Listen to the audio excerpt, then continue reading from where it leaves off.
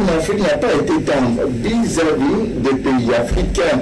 Principalement, il a également fait une incursion dans le quotidien des Camerounais. La politique gouvernementale du pays est donc mise en main par les propos de l'enfant de l'Élysée, et on peut le lire à travers les différentes parutions de ce mardi. Plusieurs journaux ont titré sur cette question. Le journal Le Soir, les Camerounais en colère, la météo à qui profite le jugement à géométrie variable de Macron. C'est une autre publication de ce jour, tout comme d'autres publications sont revenues sur cette sortie du président français, une sorte d'unanimité sur les propos tenus par le président français contre le pays de Paul Biya, mais également contre plusieurs autres nations africaines. On fait le choix de consacrer à ces propos-là, et je rappelle que le président Emmanuel Macron est d'ailleurs face à la presse dans son pays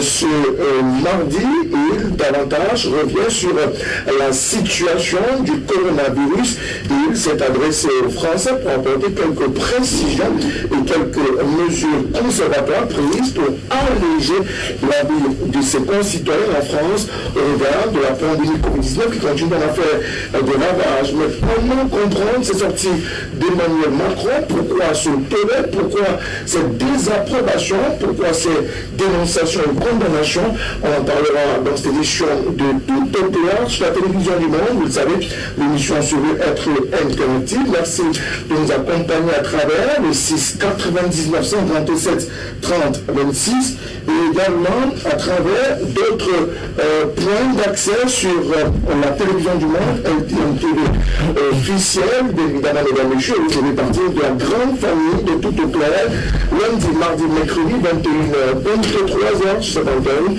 Et avec vous, nous faisons l'actualité, nous présentons l'actualité et nous revenons sur les sujets femmes de la journée. Et vous le savez, l'émission, c'est avec des invités triés sur le volet. Ce soir encore, ils sont...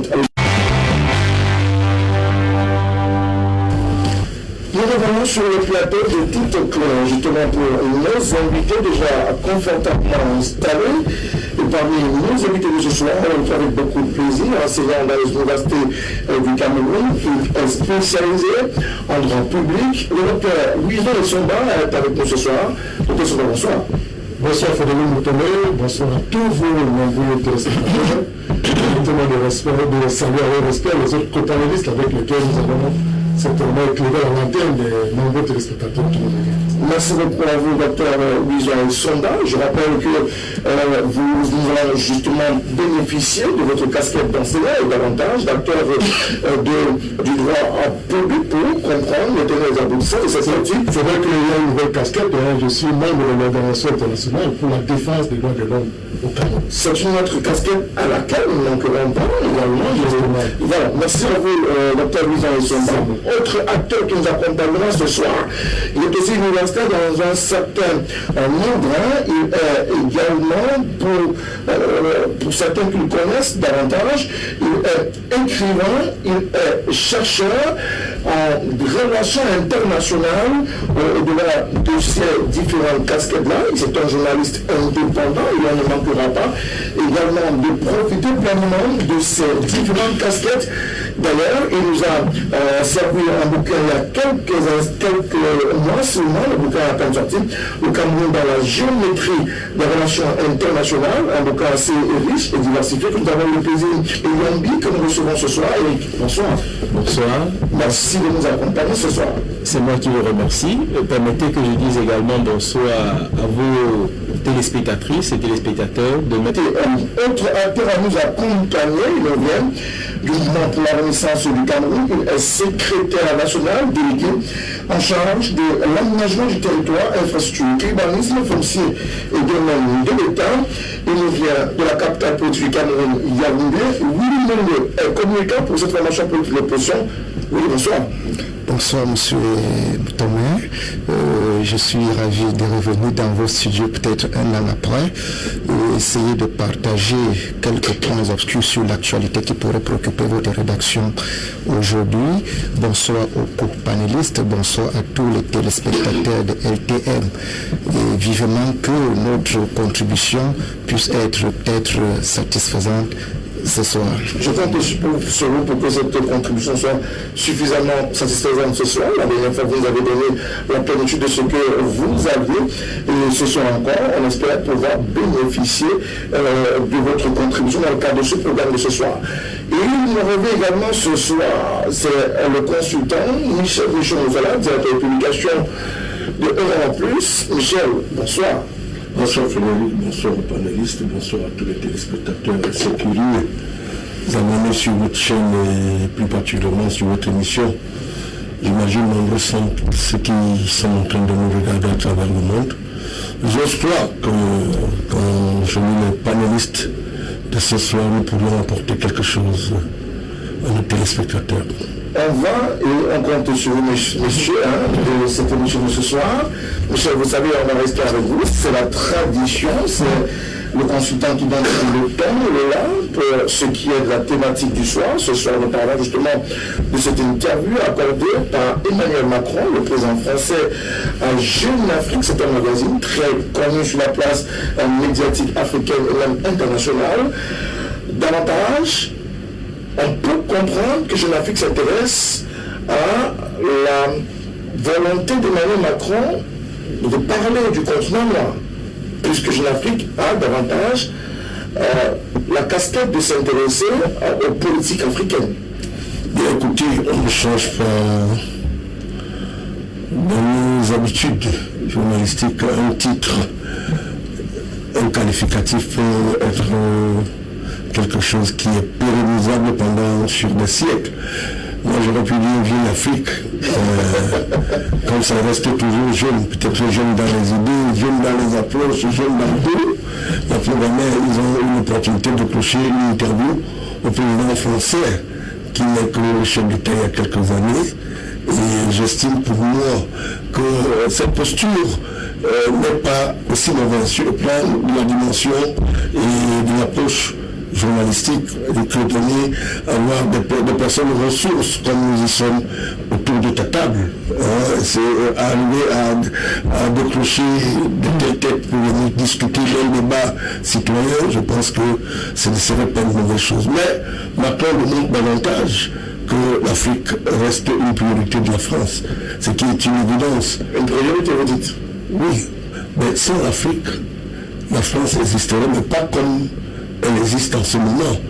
On planifie un certain nombre de choses tout en tenant compte des politiques africaines.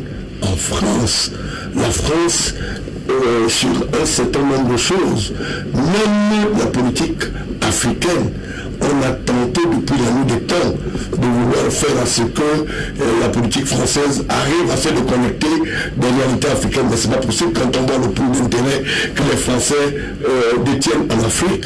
Nous ne pouvons pas, aucun chef d'État français ne saurait à un moment donné se déconnecter de l'Afrique sans faire la France sans l'Afrique. Ce qui est évident. Nous avons eu des chefs d'État d'ailleurs qui se sont passés. Le président Biya nous a rappelé qu'il était l'un des meilleurs élèves de Mitterrand à son temps. Il ne faut pas écarter ça. Pourquoi est-ce qu'il a dit ce propos est assez politique pour que l'interprétation que la tombée du mur de Berlin et maintenant les socialistes qui prenaient pour la première fois le pouvoir en France sur Mitterrand et voir comment est-ce que les propos se sont tenus entre les différents chefs d'État, surtout de l'Afrique francophone. Il faut pouvoir le dire parce que nous ne sommes pas dans le même cataclysme que les pays de l'Afrique de l'Est qui ont leur politique envers la France, particulièrement les pays de la zone francophone, où un langage peut avoir tout simplement une attitude diplomatique dans l'approche, que ce soit dans l'approche politique, que ce soit dans l'approche sociologique, tout ça conclut à faire comprendre aux uns aux autres que la sortie du président Macron une attention particulière. Vous voyez que si Macron a fait les pays européens, il a plus fait les pays africains que que les pays européens, quand vous voyez ces voyages à travers les pays européens, vous verrez qu'il était au Mali, Sabino Mali est au Mali, il est venu, il était au Sénégal, il était en Côte d'Ivoire, il a été... Donc il faut comprendre que c'est le pool d'intérêt qui attire le président français à venir dans ces pays africains, surtout les pays d'Afrique francophone. Et les problèmes y afférents l'intéressent au premier plan. Est-ce que véritablement on doit pouvoir comprendre que c'est une véritable affection d'Emmanuel Macron pour les pays africains? J'aimerais déjà vous répondre en précisant les propos du général de Gaulle qui lui-même disait que dans les relations entre les États, il n'y a pas d'amis, mais il n'y a que les intérêts. Le fait que le président Macron parle incessamment, régulièrement de l'Afrique, ça montre le faisceau d'intérêts qui existe entre les deux entités, forcément. Mais il le dit aussi à un moment grave de l'histoire de ces deux parties. C'est que en ce moment, la France a du mal à se réinventer, la France a du mal à faire cette mutation pour être au rendez-vous de l'Afrique. En réalité, il se passe que le rendez-vous de l'Afrique, c'est 2050. C'est ça le rendez-vous de l'Afrique. 2050, le continent africain aura 2 milliards d'habitants. Il y a donc une réflexion théorique française qui fait que ne plus avec le même visage, ou si vous voulez, avec le même masque que ça a été jusqu'ici là. C'est pour ça que la France a envie de se faire belle. La France veut qu'on la regarde autrement. La France veut faire autrement. D'ailleurs, je porte à votre connaissance un rapport qui est sorti l'année dernière, qui était évidemment, n'est-ce pas, commandé par le président Macron, qui était spécifié ainsi, relancer la présence extrêmement intéressante, et même, c'est curieux, n'est-ce pas, pourtant c'est la réalité, parce que derrière une langue, il y a une culture, il y a un mode de vie, il y a une façon de faire. La France veut vendre son mode de vie. Alors, donc pour répondre de manière terre à terre à votre question, le président Macron aimerait évidemment, n'est-ce pas, voir l'Afrique autrement. Mais la réalité des faits, c'est que la France-Afrique est têtue. Et la définition que Houphouët-Boigny donne à la France-Afrique, c'est la relation particulière qui existe entre l'Afrique noire francophone et la France. Elle est particulière au sens des intérêts. Elle est particulière au sens de la façon de faire. Elle est même particulière au sens du mode d'emploi. Alors, donc aujourd'hui, ce que moi je pense, c'est que le président Macron, il va s'inscrire dans la lignée de ses prédécesseurs, mais avec le peu de changements de surface qui voudrait qu'il utilise le soft power. Il sera différent au sens de l'approche, mais les intérêts resteront évidemment les mêmes. On parlera certainement de ces intérêts dans cette émission de tout au point, au regard du point que vous évoquiez tout à l'heure, la France-Afrique, et on reviendra sur le cas spécifique du Cameroun avec ses propos qui semblent choquer les uns les autres, ça et là, mais avant, vous êtes un acteur politique, un acteur de la scène politique camerounaise. Comment est-ce que vous lisez cette sortie du président français? Il a vraiment été nécessaire qu'on puisse recentrer les vocables qui ont été émis par le patron de l'Élysée. Macron, c'est déjà la deuxième fois. On se rappelle qu'en octobre 2019, il y a pratiquement un an, presque les mêmes mots ont été émis par Emmanuel Macron à l'endroit des autorités de Yaoundé, notamment M. Biya, qui est là, président de la République au Cameroun, disons-le ainsi. Et récemment, donc, à travers cette adresse via Jeune Afrique, Emmanuel Macron retrace quelques mots en demandant aux autorités de Yaoundé un peu plus d'ouverture vis-à-vis de la classe politique qui est promoteuse de l'opinion dissidente dans un espace démocratique.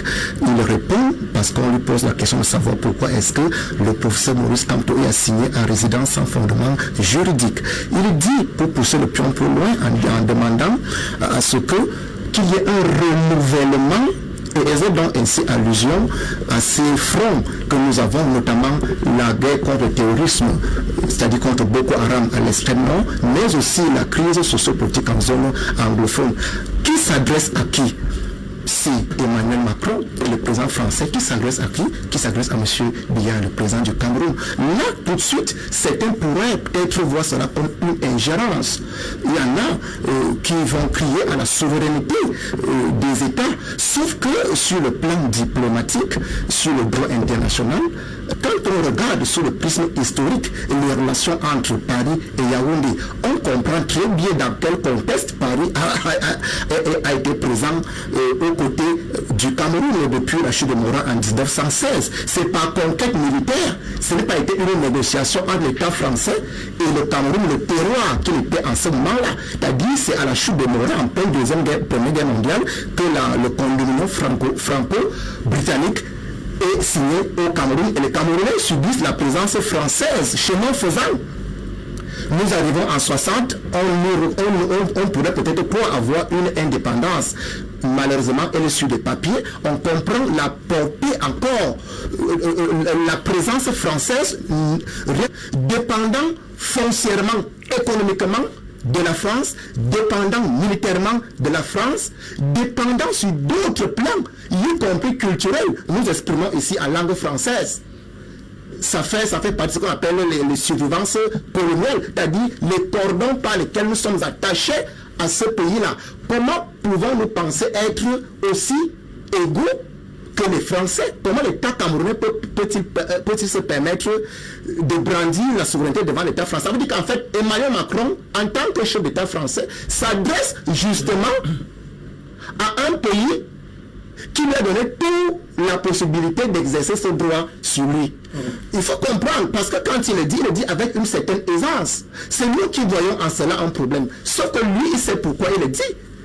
Donc, je disais qu'en fait, nous devons regarder quelle est la portée de notre souveraineté à côté de l'État français. On en parlera également dans le cadre de cette émission.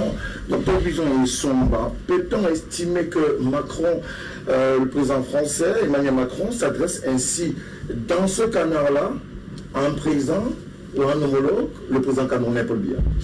Bien entendu, Frédéric Moutomé, je voudrais commencer par une digression pour souligner que lorsque le président de la République vient en première Élysée, et le président de la République, le président Paul Biya voit pratiquement depuis, je crois, Valéry Giscard d'Estaing, c'est-à-dire qu'il a vu près de 5 présidents français se relayer.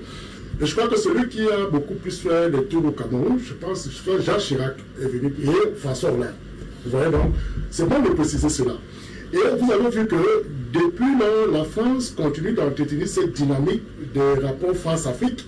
Or, on avait cru qu'avec l'arrivée d'Emmanuel Macron, cette relation-là allait, le cordon ombilical allait se couper, mais au contraire, vous avez vu chaque fois qu'il n'y a pas si longtemps, Macron a interpellé un certain nombre de chefs d'État africains qui s'y sont rendus. Au-delà de cela, je passe sur le compteur d'Éric Yongi, qui est un expert sur la question. Dans les relations internationales, il n'y a pas une égalité souveraine entre les États, mais c'est plutôt un rapport de force entre les États. Si vous regardez très bien, et ça je vais peut-être surprendre vos téléspectateurs, si aujourd'hui on a pu arriver à surseoir la loi sur le prélèvement sur les téléphones portables, je dois vous avouer que c'est pour la préservation des intérêts français. Et les gens ne le savent pas, et c'est une vérité. Autre chose que je voudrais également relever ici, on se rend bien compte que la France est devenue la terre des grandes annonces du chef de l'État. Observez bien, chaque fois que le président arrive en France, c'est en France qu'on découvre que le nord-est et le sud-est auront un statut spécial. C'est en France. Et même quand vous voyez la tenue du grand dialogue national, vous avez l'impression que c'est une pression faite par Macron, parce que plus tard, le président de la République dit « Je suis allé rendre compte ». Donc, toutes ces questions d'église montrent à suffire que, en réalité, les Français n'ont jamais cessé d'avoir un regard de manière globale sur l'Afrique, mais un regard plus resserré sur le Cameroun.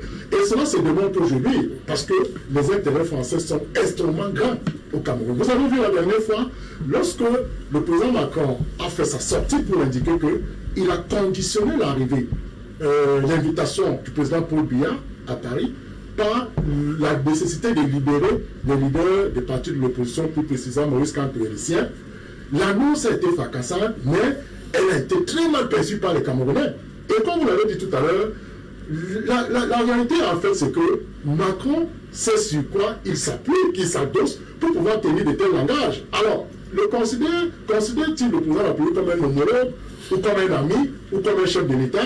Je pense qu'en réalité, ici, Macron le considère non pas d'abord, ça veut dire que c'est un chef de l'État, on ne va pas le nier ici, mais au-delà de cela, vous l'avez dit dans votre propos d'entendre, à l'oreille, que là, on considère généralement la France comme un pays frère et ami. Donc, à un moment donné, un chef de l'État peut troquer sa casquette de chef de l'État ou de président de la République pour se comporter comme un simple citoyen, à même ou encore un ami qui peut, à un moment donné, vous préférer ou vous suggérer un conseil. Donc, moi, je pense que la sortie du président Macron ici, qui est, moi, à mon sens, qui est loin d'être une ingérence, me paraît être plutôt une pression qui est faite sur le chef de l'État, sur le point tel que la décrispation, justement, du contexte socio-politique aujourd'hui qui est extrêmement tendu.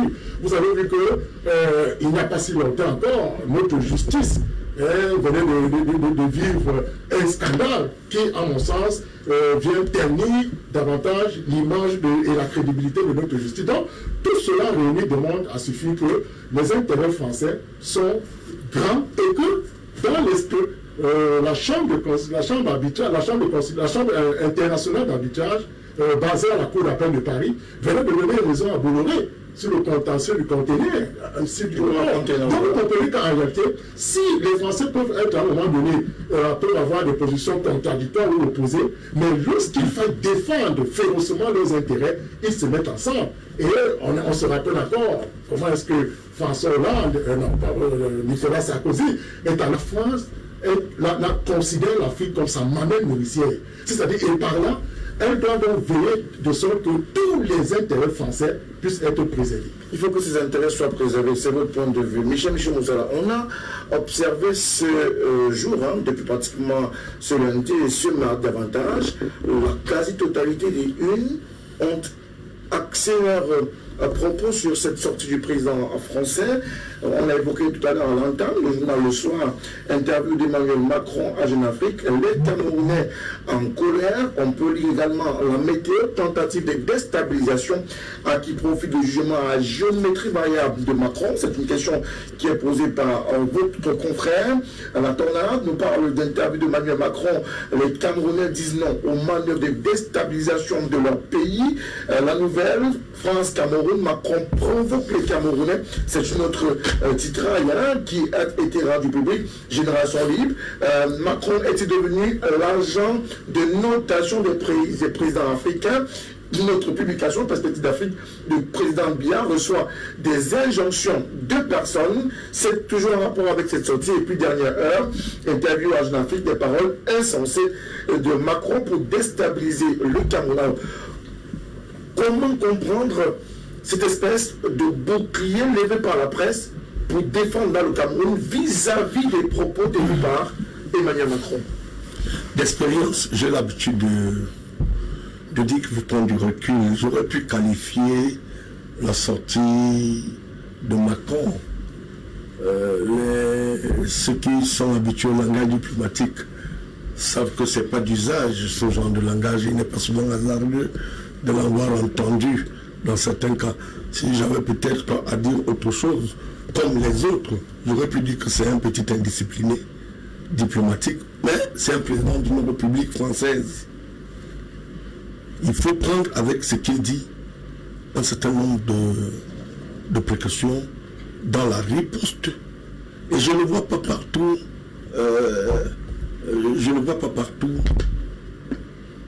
ce qu'on entend par déstabilisation. Entre l'émetteur et le récepteur, nous savons exactement ce qui peut être interprétable. Je vais vous rappeler quelque chose qui n'est pas nouveau. Quand Chirac avait dit que la démocratie en Afrique était un luxe, c'était pour venir, pour certains, c'était pour consolider la position des tyrans à son temps. Ça a permis à ce que des gens qui estiment que... Ça a permis à ce que des intelligences qui n'avait pas pris, et puis cela a fait que le président de la République, M. Biya, avait fait une sortie médiatique. Il avait dit que le pays, il n'y a pas de raison de s'attaquer à nos intelligences qui veulent revenir et qui veulent poser des actes qui viennent pour la démocratie dans notre pays. C'était en réponse aux propos. Et il y a eu des propos comme ça. Le Cameroun n'est pas la chasse gardée de qui que ce soit. Voilà autant de mots qu'il faut revenir historiquement pour qu'on comprenne exactement ces échanges. Ça peut faire le random qu'on veut donner parce qu'il y a une sortie d'un chef d'État. Mais en réalité, nous vivons dans quel contexte? Il faut voir le traitement. Nous prenons sur des problèmes basiques. Monsieur Lison et son papa se retrouvaient dans une brigade de gendarmerie avec un Français. On va lui accorder d'abord la possibilité de mieux se développer.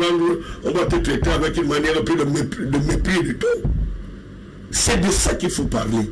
Parce que d'une manière ou d'une autre, les gens, mes confrères qui ont fait des titres de ce genre sont libres. Mais est-ce qu'il y a vraiment des stabilisations?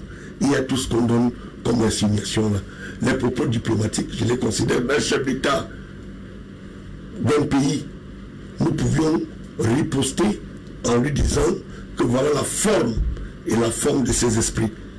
Nous n'avions pas un pays où il y a une programmation d'un certain nombre de choses. Voilà ce que les politiciens ont dit pour ceux dont je rencontre. La sortie de Macron vient au contraire consolider. Qu'est-ce qu'on demande à M. Biya? Qu'est-ce que Macron a demandé? Il a écouté tout à l'heure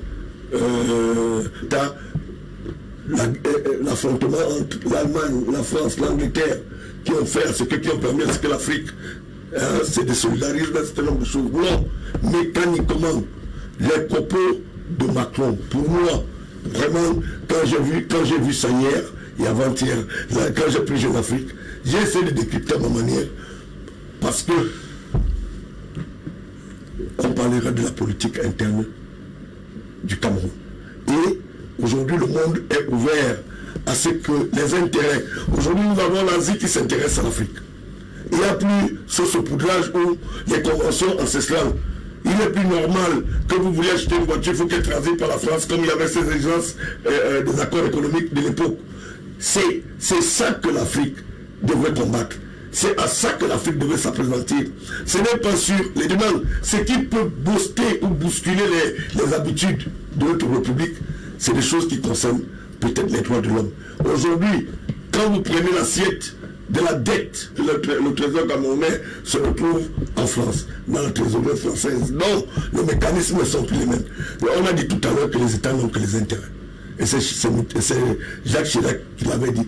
Il avait dit à dessein. Quand vous voyez aujourd'hui ce que la France a comme potentiel, je ne vois pas le président français fragiliser les intérêts de la France à travers un langage qui serait d'ordre à ce que ça perturbe les intérêts de la France au Cameroun. Nous pouvions tous voir des échanges sur l'ensemble des choses. Mais la chose qui est la plus importante, est-ce que la France, comme le développeur l'a dit tout à l'heure, l'Afrique a ce n'est plus l'Afrique d'il y a 40 ans. Le potentiel intellectuel camerounais permet d'imaginer que les Camerounais rentraient chez eux, devaient lui opposer une certaine adversité intellectuelle. Je ne crois pas que les Français auraient accepté qu'il y ait cette ouverture démocratique en Afrique. Non, aujourd'hui, on est sur une approche. Est-ce qu'un pays continue avec ce qui peut concourir à s'accepter dans le Conseil des Nations? C'est de ça qu'il s'est agi. Le Conseil des Nations a ses exigences. Est-ce que nous respectons les droits de l'homme? Est-ce que la justice fonctionne normalement dans un État? Est-ce que l'économie d'un pays ressemble au mécanisme et à ce que les canaux exigent à travers le monde? Voilà ce qu'un État, ce sur quoi un État devrait se présenter. Ce n'est pas la sortie d'un Macron pour moi, pour moi ça me laisse à zéro. Le chercheur que vous êtes, l'écrivain et le journaliste indépendant, se sont-ils heurtés par les propos du président Emmanuel Macron, ou alors il estime que ce sont des propos comme ceux qu'on a déjà entendus, très souvent entendus, par la bouche de ses prédécesseurs? Déjà, je vais vous surprendre. Hein. Le général de Gaulle est venu demander de l'aide au Cameroun pour lutter contre l'Allemagne nazie. Ça veut dire que dans le processus d'évolution de la France, effectivement, le Cameroun, les pays africains ont pris part pour que la France, la grande France, soit libérée. Je dois également vous rappeler que dans le processus d'évolution de la France, en ce qui concerne l'Afrique, nous avons la rencontre houleuse entre deux hommes, Sékou Touré et le général de Gaulle 1958. Nous avions en face deux hommes, Sékou Touré qui voulait une Afrique plus émancipée, une Guinée-Conakry qui aurait plus de pouvoir, plus de place. En face, on avait quelqu'un, le général de Gaulle, qui lui aussi avait autant le verbe comme Sékou Touré, qui a tout montré que non, il n'y avait pas là à encourager des velléités d'émancipation. Et je rappelle que 14 ans plus tôt, à la conférence de Brazzaville, effectivement, la France nous avait montré que aucune émancipation n'était possible. Les faits sont têtus. La réalité aujourd'hui en Afrique noire francophone, elle n'est pas compliquée.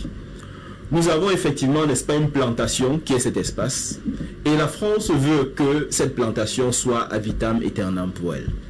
Maintenant, il appartient à ces personnes vivant sur ces territoires de décider qu'il n'en sera plus ainsi. C'est-à-dire que l'acquisition, la souveraineté doit être totalement acquise par ces populations. Alors, lorsque vous me posez la question de savoir si je dois être choqué par ces propos, je vous dirais que non. Je pense même que... Cela semble susciter un tollé général dans l'Afrique noire, dans l'Afrique maghrébine, mais également à l'intérieur du Cameroun. Je vais parler autrement en disant tout simplement qu'il y a d'autres moyens que le Cameroun devrait mettre en place pour se faire respecter. Ce que le Cameroun doit mettre en place pour se faire respecter, c'est d'être uni, de fabriquer la richesse et d'être plus fort. Pourquoi pas détenir même l'arme atomique? Pourquoi pas? Qui ne respecte pas aujourd'hui la Corée du Nord? La vérité, c'est ça. Nos États sont nés en Afrique dans le désordre, dans la divergence, avec le tribalisme, avec tous ces germes. Nous avons aujourd'hui la malchance que nos populations ne se retrouvent pas derrière le même objectif pour construire le pays. Pendant qu'on veut développer le pays, il y en a qui nous tirent en arrière avec le tribalisme et ceci, cela. Les pays les plus avancés, qu'il s'agisse de l'Afrique, de l'Europe et ailleurs, c'est ceux qui ont un minimum de consensus au sens de l'intérêt général. Aujourd'hui, vous regardez le Cameroun, et c'est la honte, il faut qu'on se le dise en tant que Camerounais, nous sommes plus préoccupés par le tribalisme que par la construction du pays. Aujourd'hui, nous sommes un pays qui ressemble au parti unique. Non. La République qui doit être respectée par la France, c'est cette République où les populations ont un minimum de consensus. Regardent dans la même direction, même s'ils ont des points de vue divergents, mais au moins ils ont un creuset commun. Aujourd'hui, la France elle-même ne peut pas aller trop loin dans qui nous écoutent et qui ne savent pas. C'est clair, nous savons tous ici que les entreprises pétrolières qui sont les mieux placées au Cameroun, ce sont les entreprises françaises. Plus de 90% du pétrole camerounais est exploité par les entreprises françaises. Je vous donne un exemple très simple. Ça veut dire de manière concrète que le président Macron, quel que soit ce qu'il dira, il ne pourra pas aller très loin, même si la diplomatie lui permet de dire un certain nombre de choses, parce que la diplomatie aussi également là pour arranger, il n'ira malheureusement pas trop loin. Mais le plus important, c'est nous-mêmes. Comment nous concevons notre force, comment nous nous organisons pour être une force, afin, n'est-ce pas, de prendre ce qui nous revient, c'est-à-dire avoir une force plus importante à l'international. Il faut avoir une force plus importante à l'international, mais davantage, aujourd'hui, quelqu'un le dit, le Cameroun est davantage fragilisé. La classe politique ne semble pas avoir pris fait et cause. Elle est restée un peu attentiste face à cette déclaration du président Emmanuel Macron. Non, ce n'est pas toutes les déclarations, enfin, ce n'est pas le fait de ne pas avoir déclaré officiellement que ce n'est pas pris en considération à l'interne.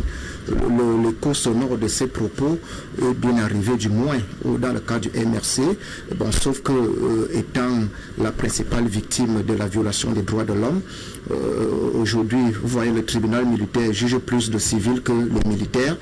Lorsque M. Macron demande des gestes d'ouverture et un renouvellement du Cameroun, c'est en fait le pilier de la lutte du MRC. C'est-à-dire qu'il faut ouvrir l'espace politique, il faut ouvrir l'espace démocratique, et il faut renouveler, c'est-à-dire qu'il faut penser à la transition au sommet de l'État.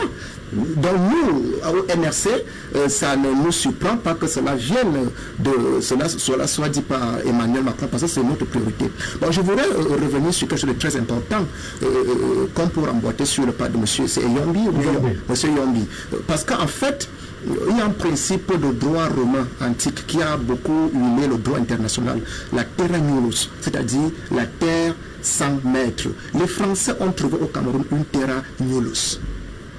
Une terre sans maître. Comment ça va pas de maître Cameroun? Mais bien sûr, s'il y avait de maître, aucun président français, passons par Emmanuel Macron, comme si d'autres n'avaient pas eu la même posture, peut-être moins silencieuse, mais de manière subtile. Ils ont trouvé une terre sans maître. C'est aux États eux-mêmes, c'est-à-dire c'est au Cameroun lui-même de s'imposer un maître qui est soi-même. Je voudrais aller... Il y a un peuple qui est souverain, et vous l'avez retenu tout à l'heure, même si vous l'avez dit entre guillemets, c'est une souveraineté juste apparente. Cette souveraineté fait l'objet d'une fiction. C'est ça qu'il faut comprendre. Quand on parle d'un État souverain, c'est un État qui est disposé lui-même à prendre ses décisions stratégiques, à équilibrer, à autonomiser son économie, à pouvoir se défendre militairement. Regardez la dépendance militaire entre Paris et Yaoundé. Elle est énorme.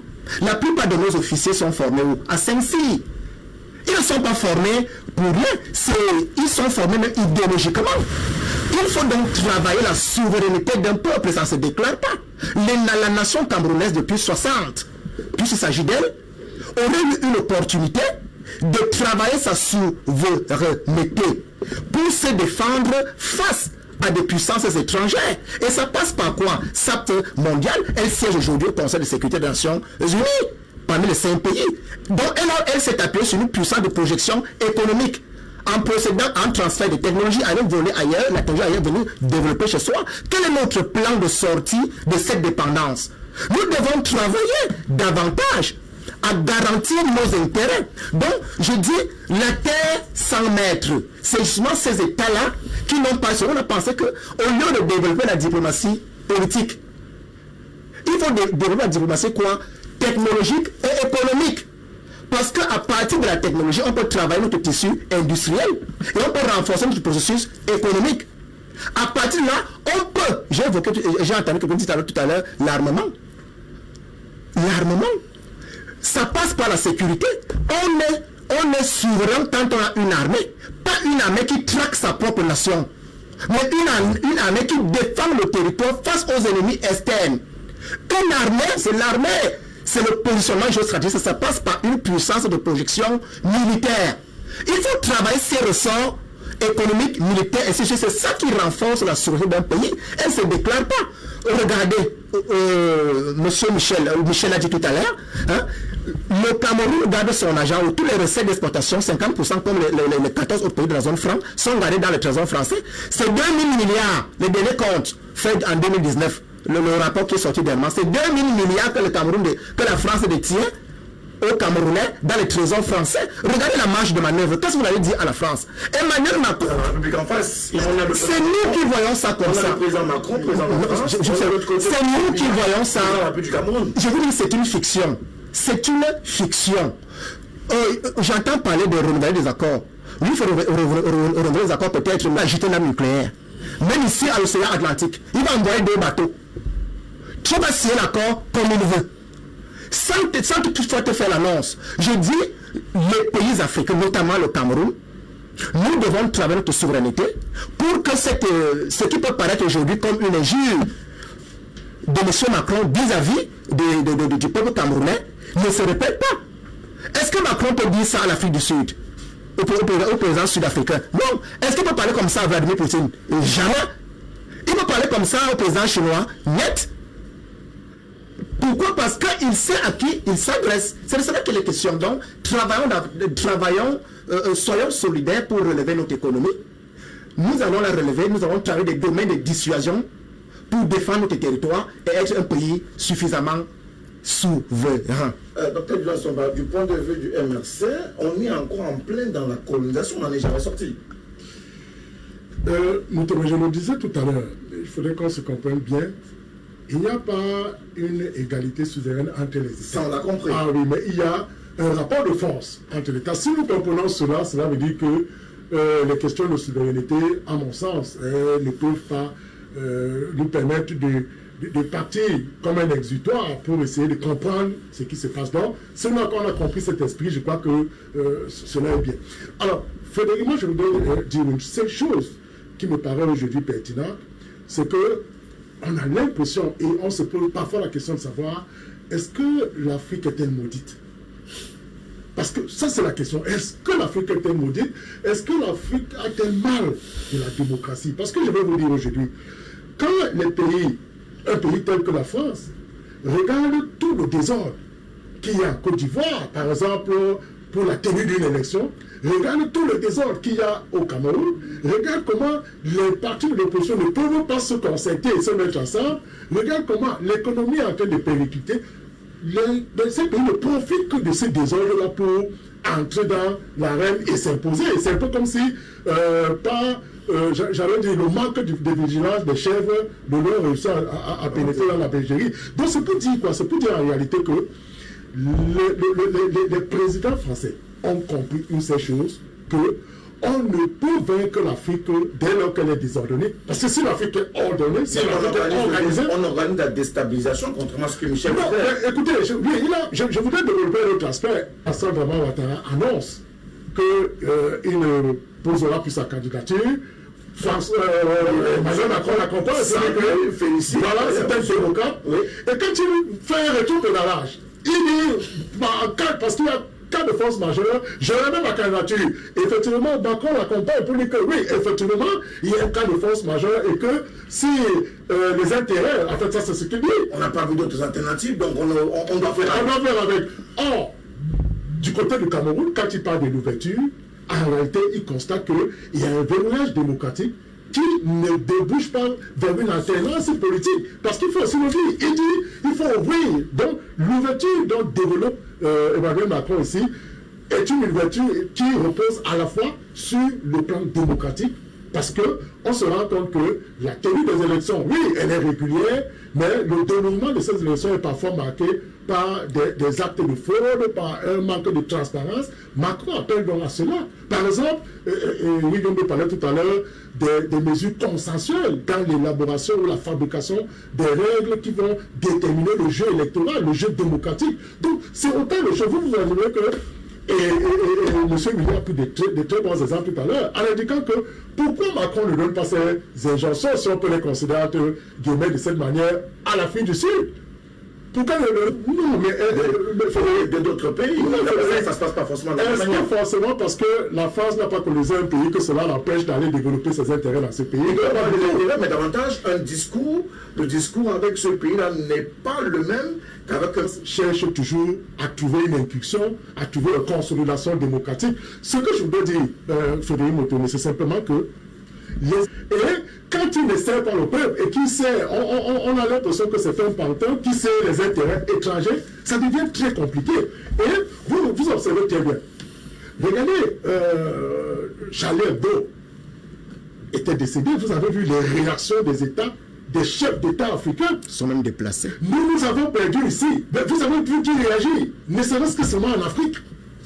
Donc c'est pour dire quoi? Il faut dire qu'on le dise clairement que les Français, en réalité, il n'y a pas d'amis, il y a d'intérêt, et que parfois leur attitude prête à confusion. Parfois, ils jouent d'une certaine opacité, c'est-à-dire que dans le sens justement de préserver leur intérêt. Je vous ai pris tout à l'heure l'exemple de cette taxe sur le téléphone portable. Je dois vous avouer que, au-delà de la pression d'abord du peuple camerounais à la base, mais je dois vous dire que la France a estimé que ses intérêts devaient être mis en cause et hypothéqués. D'où dans la nécessité aujourd'hui. Est-ce qu'on en parle encore? C'est devenu un épiphénomène. Donc c'est pour dire quoi? Que la sortie d'Emmanuel Macron, que Emmanuel Macron fait sur le président Paul Biya.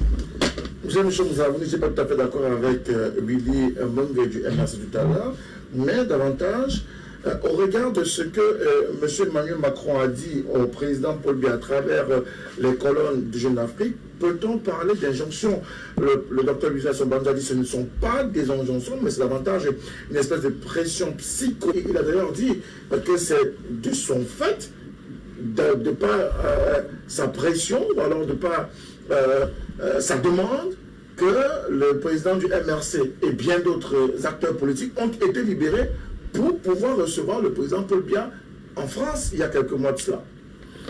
Bien, j'ai souvent coutume à le dire. J'ai écouté tout à l'heure Willy Mengue du MRC, ça m'a paru un peu trop. C'était un peu de l'extrémisme dans son langage. Je voulais pas. Il faut bien que les gens comprennent qu'il faut pas toujours voir midi devant sa porte. Les amis du MRC là, permettez-moi, ils ne voient que midi devant lui. On le voit le jour qui se lève. Je le dis avec beaucoup de retenue parce que d'une manière ou d'une autre, quand on dit qu'on est dans une république où la terre s'en maître, je ne veux pas, je ferai la différence, vous laisserez terminer. C'est vous qui en faites un jugement. Mon jugement de journaliste, j'ai 37 ans de métier et je pense que je peux avoir observé que M. Ahidjo a été président de la République. Est-ce qu'il a positivé? Il est parti. M. Biya est président de la République. Au-delà de la longueur du temps qu'il passe, où certains souhaiteraient son départ, son imminent départ ou un changement démocratique. Les institutions, il n'y a qu'à voir la mauvaise foi, elles sont mauvaises. On demande la révision du code électoral, on demande certaines choses, un certain nombre de choses, mais il y a l'Assemblée qui est mise en place, il y a le Sénat, et M. Biya maintenant dans les élections régionales, vous n'allez pas me dire que nous sommes dans une terre 100 mètres. Je suis désolé, on s'adresse aux Camerounais, je veux bien qu'il y ait des objets. Tout le monde ne peut pas avoir la détention d'une arme nucléaire. Ce n'est pas possible parce qu'on voit comment on lutte contre l'Iran, qui détient pratiquement une arme nucléaire en ce moment. La Corée, on a beau faire des menaces, ils détiennent une arme nucléaire. Si nous pouvions développer une science, c'est la tricherie. Les Chinois, il y a 40 ans, ont envoyé leurs valeurs à travers le monde, tricher pour qu'ils reviennent maintenant poser des actes où ils détiennent l'économie mondiale. Il faut qu'on se dise un certain nombre de choses. Ce que nous demandions dans ce pays, je fais partie des victimes de la démocratie. J'étais en 1994 embastillé, j'étais en prison parce que je demandais la liberté de la presse. Donc, j'ai dormi dans les champs de veillards à Limbé. Donc, il faut que les gens sachent, quand nous parlons, nous sommes témoins de l'histoire. Dire qu'il n'y a pas une institution en place, les mécanismes sont mauvais. Vous et moi, nous partageons peut-être cet avis. Il y a des approches qui ne nous intéressent pas, que les Camerounais n'ont pas avec eux. Oui, mais dire qu'un ensemble, que toute la nation est titanisée, je dirais non, parce que je ne pense pas que ça serait la solution à nos problèmes. Nous développons ici une approche qui paraît être contextuelle. Le contexte actuel. Est-ce que nos dirigeants, ceux qui ont la charge d'implémenter un certain nombre de choses, vont dans le sens de la demande de la majorité du peuple? C'est ce questionnement qu'il faut bien se poser sur le plan politique, sur le plan économique, sur le plan social. C'est des questions auxquelles il faut s'appesantir. Rien n'est un modèle en ce moment, mais il faut pouvoir travailler pour qu'il y ait une espèce d'amélioration. Et c'est pour ça que l'extrémisme, la sortie de Macron n'est pas celle qui viendra régenter la société camerounaise. C'est un chef d'État français. Tant que je vais vous dire, c'est son peuple camerounais. Mais monsieur, il s'est adressé au peuple camerounais. J'ai bien dit à son peuple camerounais. Il s'est adressé à son peuple camerounais, Macron. Je me pose bien des questions. Il est libre de monsieur, il ne peut pas s'adresser et comprendre la sortie de Macron. Il ne devrait pas nous laisser indifférents. D'accord. Ça, il faut le dire. Mais, je vais vous dire, quand vous prenez le nombre d'employés français dès l'instant que le contrat, par exemple, de DIT a été retiré à SDV, vous connaissez le nombre de Français qui sont remontés, qui sont au chômage en France? Certains touchaient entre 10 et 12 millions de cadres français ici. C'est tout à fait normal que quand le poids du chômage en France s'alourdit Quand viennent basculer les tendances, on va nous rappeler que vous êtes peut-être un pays indépendant, mais rassurez-vous que encore le droit de j'écoutais encore avec beaucoup d'attention Lumbi qui disait que dans 10 mois, les contrats de pétrole vont être révisés, ce qui est un fait. Mais maintenant, où est le point d'intérêt? Est-ce que nous allions signer aveuglément ce contrat parce que nous sommes une nation soumise, où nous allions mettre en place ce qu'on appelle des intérêts gagnants-gagnants? Parce que d'une manière ou d'une autre, je ne pense pas que rendu aujourd'hui, le Cameroun a aussi son problème, celui de gérer ses chômeurs. Il faut qu'il y ait des entités de production. Il faut qu'il y ait un certain nombre de choses, monsieur Luison Le Semba. Vous n'avez pas à me dire qu'il faut compter sur nos intelligences pour qu'ils comprennent que les intérêts sont d'abord préservés avant d'avoir à donner aux autres. La Chine court derrière notre pétrole. Les Américains nous font pression. Vous croyez que tout ce qui se passe quand ils prennent position fait cause pour les autres qui disent qu'ils viendront leur donner tout ce pétrole-là? Non, la côte gauche, le nord, le pétrole, il y a une découverte du pétrole au nord. Donc il faut voir partout où les Camerounais peuvent avoir un débat, une approche contradictoire qui amène les uns et les autres à sauvegarder d'abord l'intérêt du Cameroun, ce qui est souvent difficile à faire, parce qu'il ne faut pas qu'on nous brandisse. Parce que moi je suis d'accord qu'il y a 50 ans, qu'on ait envoyé nos officiers des armées aller se former à Saint-Cyr, on n'avait pas mieux. Quand nos footballeurs aillent ses essais en France, on n'avait pas mieux. Jusqu'à là, non, acceptons même qu'à l'époque, aujourd'hui, on peut payer à Béga et Jean-Paul Lacone aller remporter la coupe, les Jeux Olympiques. C'est un Camerounais. Il est parti avec une équipe camerounaise, il a remporté.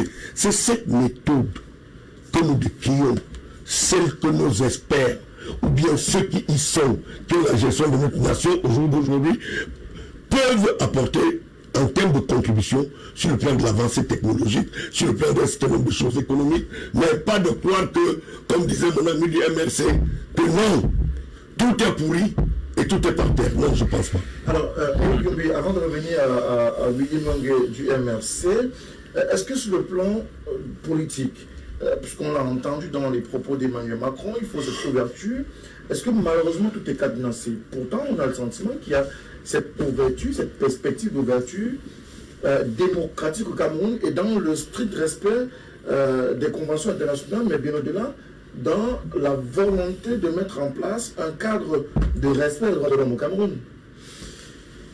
Je vais vous répondre à votre question en commençant d'abord par dire quelque chose. Le Cameroun est né dans la violence. Il ne faut jamais l'oublier. Dans la souffrance. Le Cameroun est né dans la violence en 1960. C'est-à-dire que ceux qui ont pris les tenants l'ont pris dans un contexte de violence. Et ce sont même les violents qui ont pris ce pouvoir. Et si je me fie à un terme de sciences naturelles, le génotype, c'est-à-dire que vous êtes l'héritage, vous êtes la créature de quelqu'un, en réalité, ceux-là ne sont que les enfants de beaucoup qui ont prôné la violence. Voilà d'abord la réalité, si vous voulez, la réalité dans le contexte camerounais. La violence est partout. La violence s'exprime. On utilise la violence pour réprimer. Alors, ceci expliquant cela, c'est dans cette logique de la violence qu'on retrouve donc un cadenassement dans l'aspect politique. Parce que le jeu politique est cadenassé au Cameroun. Il est cadenassé. Et ça, je n'ai pas dit qu'il n'y a pas d'ouverture. Je dis qu'il est cadenassé au sens où, vous savez, l'anglophone il a une expression, you are living in a box. C'est-à-dire que vous êtes dans un enclos. Voilà. Vous courez, vous pouvez vous mouvoir, mais la réalité c'est que vous pouvez vous mouvoir seulement sur un espace restreint. Sans sortir. C'est ça la réalité. C'est pourquoi je vous parlais tout à l'heure, je vous disais tantôt, le Cameroun doit résoudre un problème fondamental. C'est-à-dire avoir ensemble un creuset commun pour regarder le développement. On ne doit pas se regarder en chien de faïence. On doit se regarder en personne complémentaire pour avancer. Mais c'est à la France de venir dire au Cameroun de vous regarder vous en complémentaire, mais plus du tout en chien de faïence. Je reviens sur ce que je vous ai expliqué au départ. J'ai parlé des tenants de la violence. Vous comprenez très bien que ceux qui ont hérité de ce pouvoir, ce sont les enfants de la métropole. Ce n'est pas un secret. Ou bien vous aimeriez que je déroule ici le fait que dans la zone du Mungo et dans le Nyon Ekele notamment, il y a eu, n'est-ce pas, une importante razzia parce qu'on a voulu, n'est-ce pas, totalement mettre en plat le mouvement nationaliste qui était l'UPC.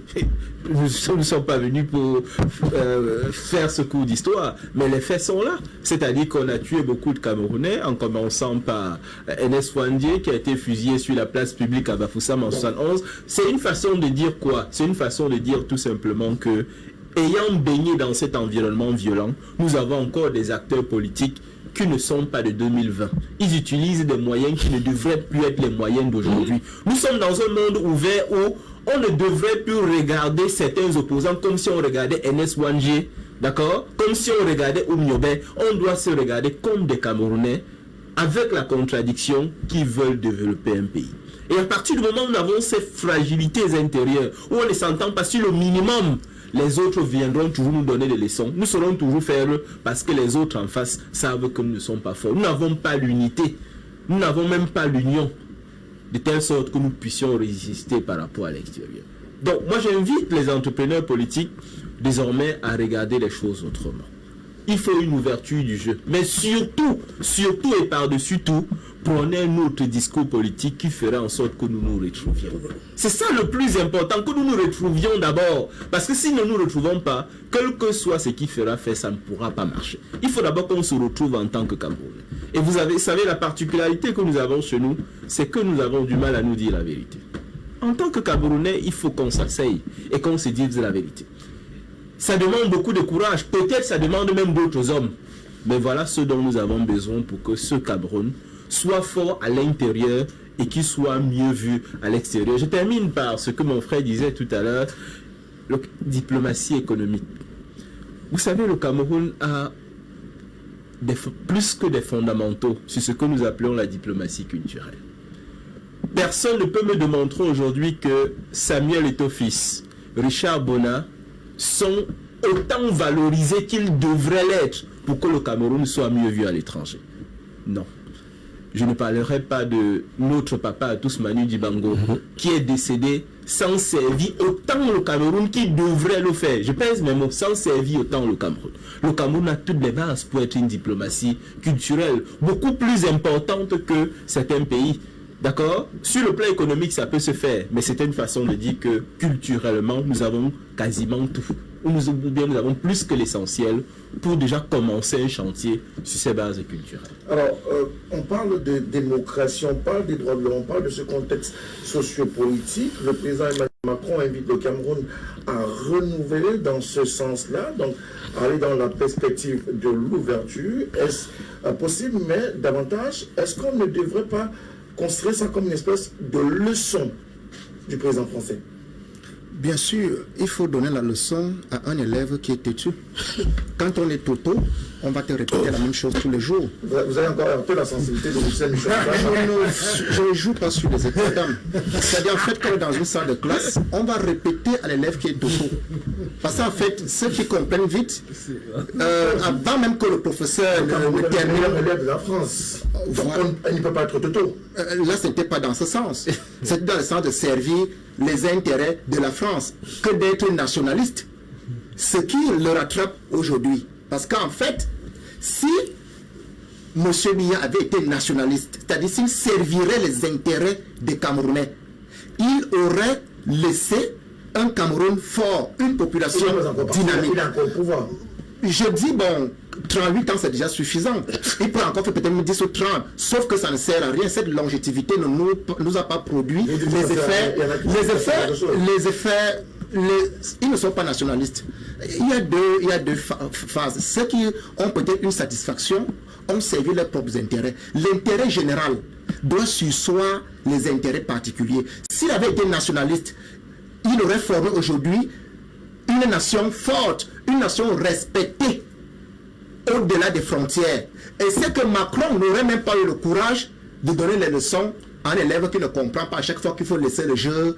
Il faut ouvrir le jeu démocratique. Les libertés publiques, les droits de l'homme. Au Cameroun, c'est une fiction. C'est le rêve. Je vous ai fait comprendre que aujourd'hui, le tribunal militaire juge plus de civils pour des faits bidons que les militaires. Pourquoi vous pensez que ce sont des faits bidons, M. Kenny? Le tribunal militaire, ce sont des éléments qui... c'est factice. Non, vous savez c'est factice. Nous avons, à travers notre Parlement... C'est factice. Les gens ne peuvent pas... Adopter de nouvelles règles. Les gens ne peuvent pas se lever, tenir l'arbre de paix, marcher dans la rue en guise de contestation, ce que leur donne le droit à la Constitution, et puis on les arrête, ils sont au tribunal militaire. Les gens ne peuvent pas se lever. Les règles du jeu.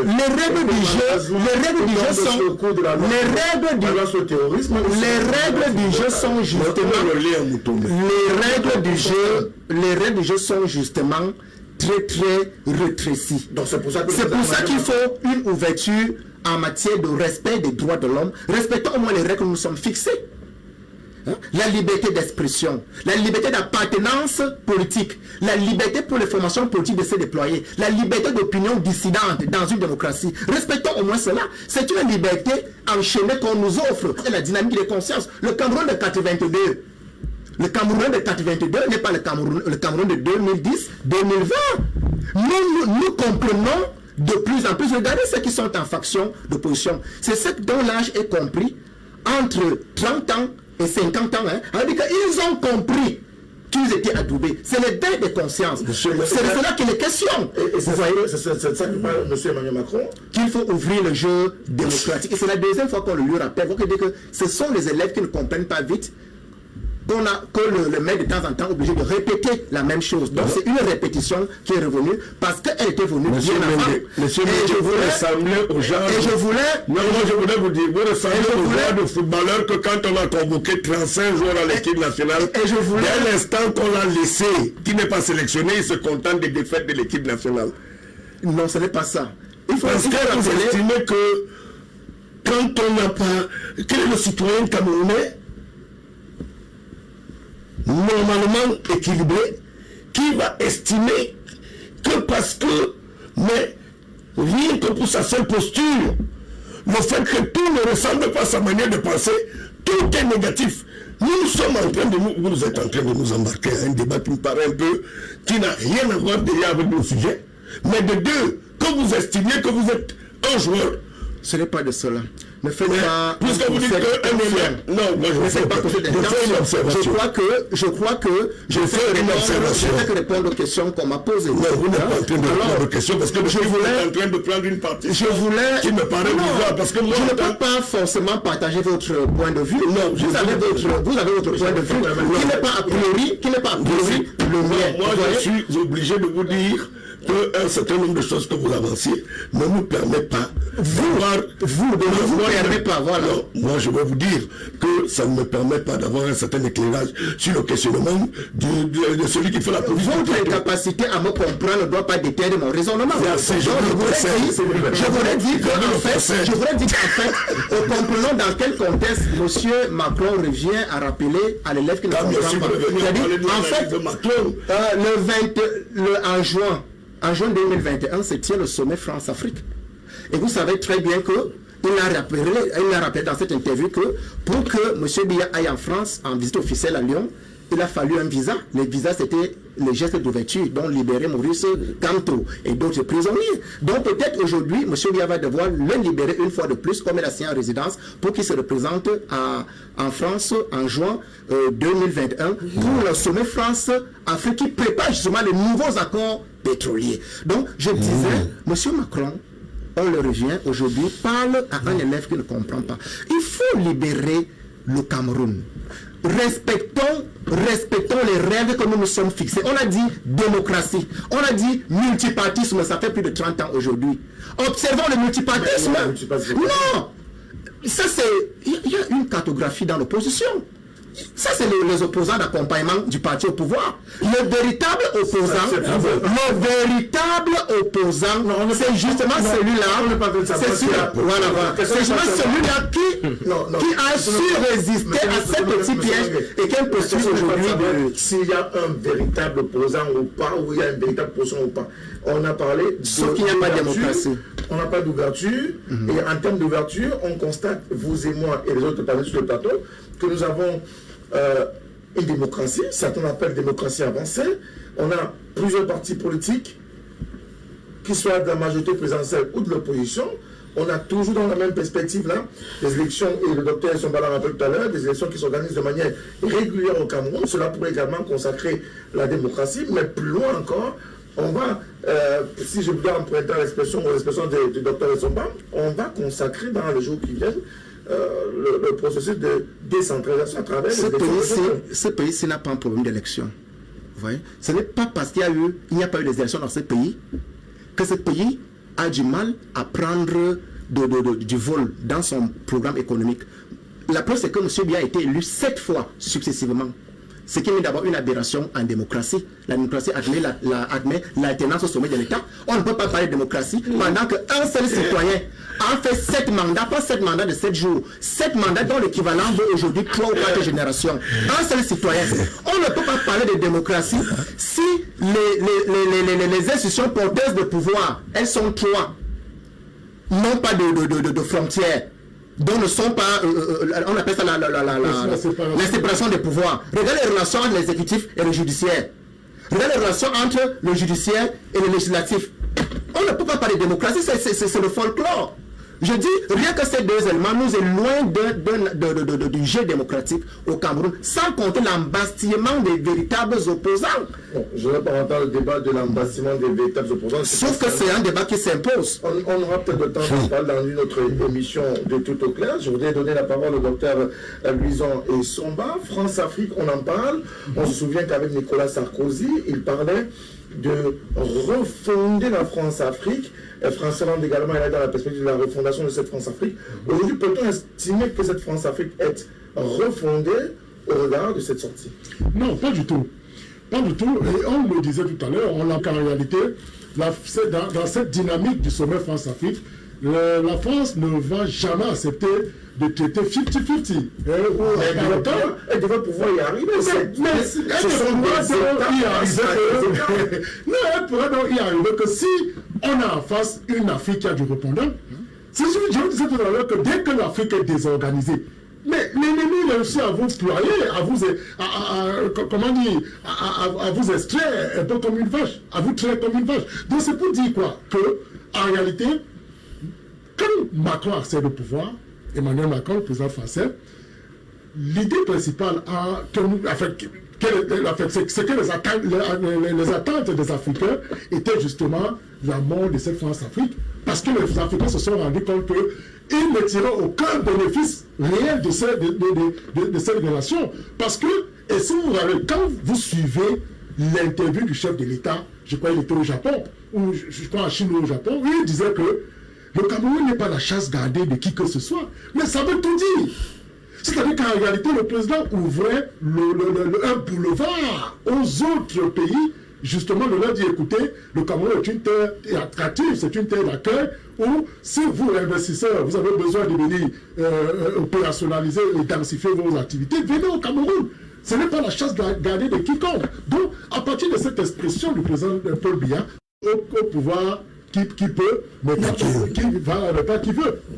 Ça veut dire également que le président démontre au président Hollande qu'en fait, lui, il est régulièrement élu. C'est-à-dire qu'en fait, l'électorat est démocratique et justement bien implémenté au Cameroun.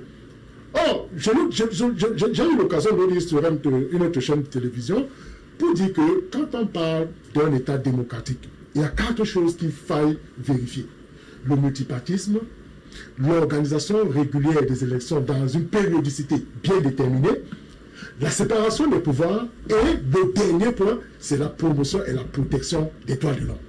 Sur ces 4 piliers de la démocratie, on peut donc commencer à se questionner.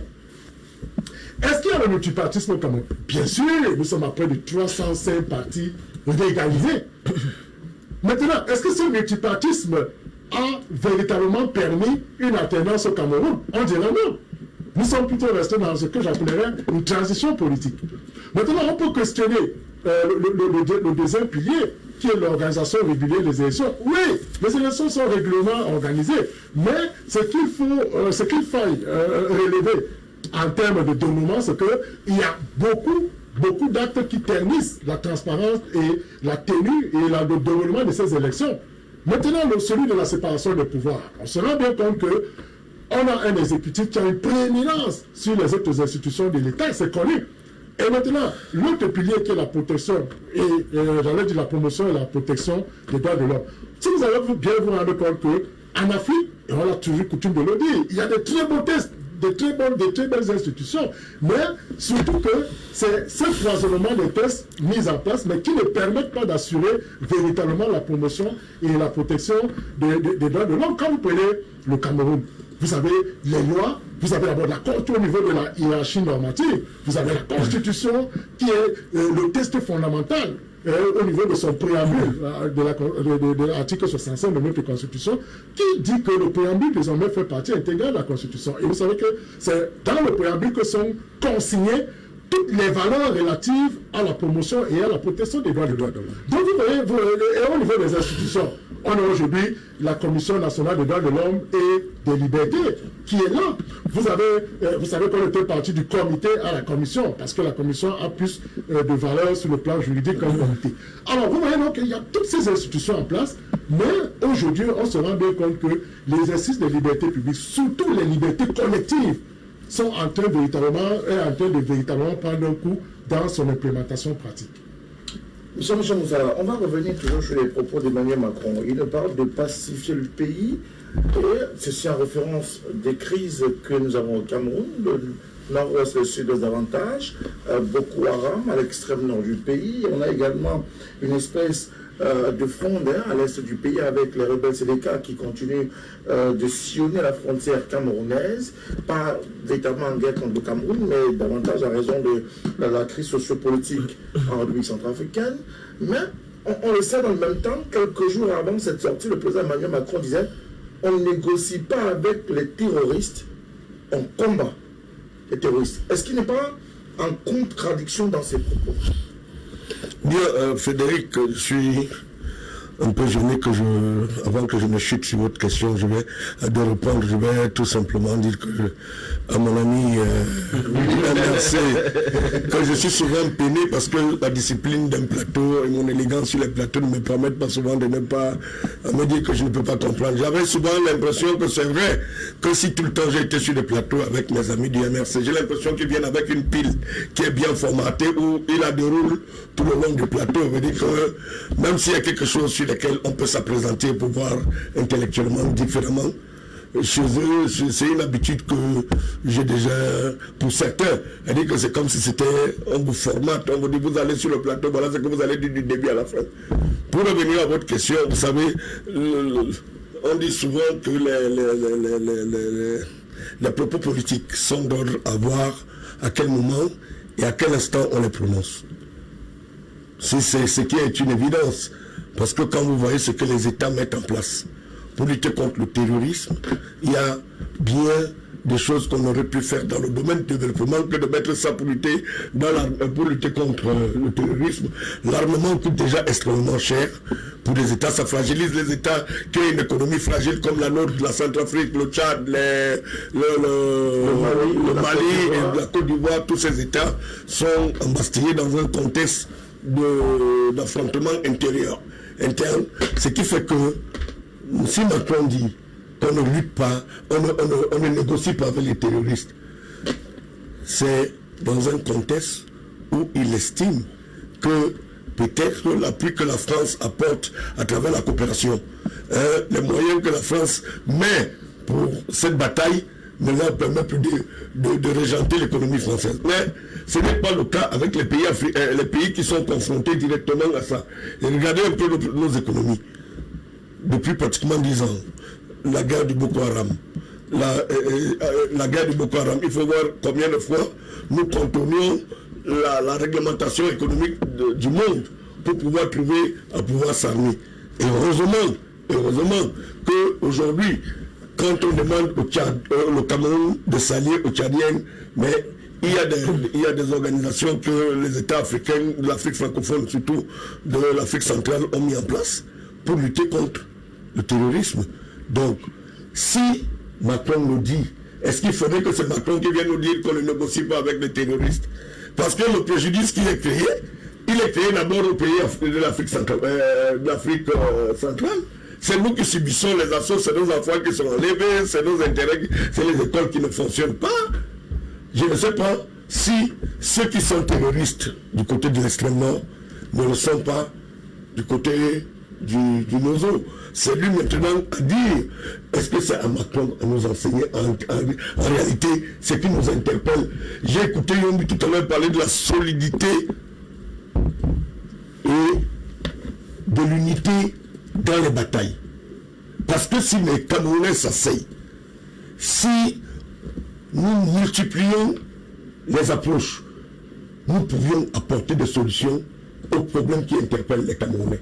On n'a pas besoin d'avoir des enseignements. On peut voir un peu ce qui s'est passé chez les autres et qui a positivé pour l'implémenter chez nous.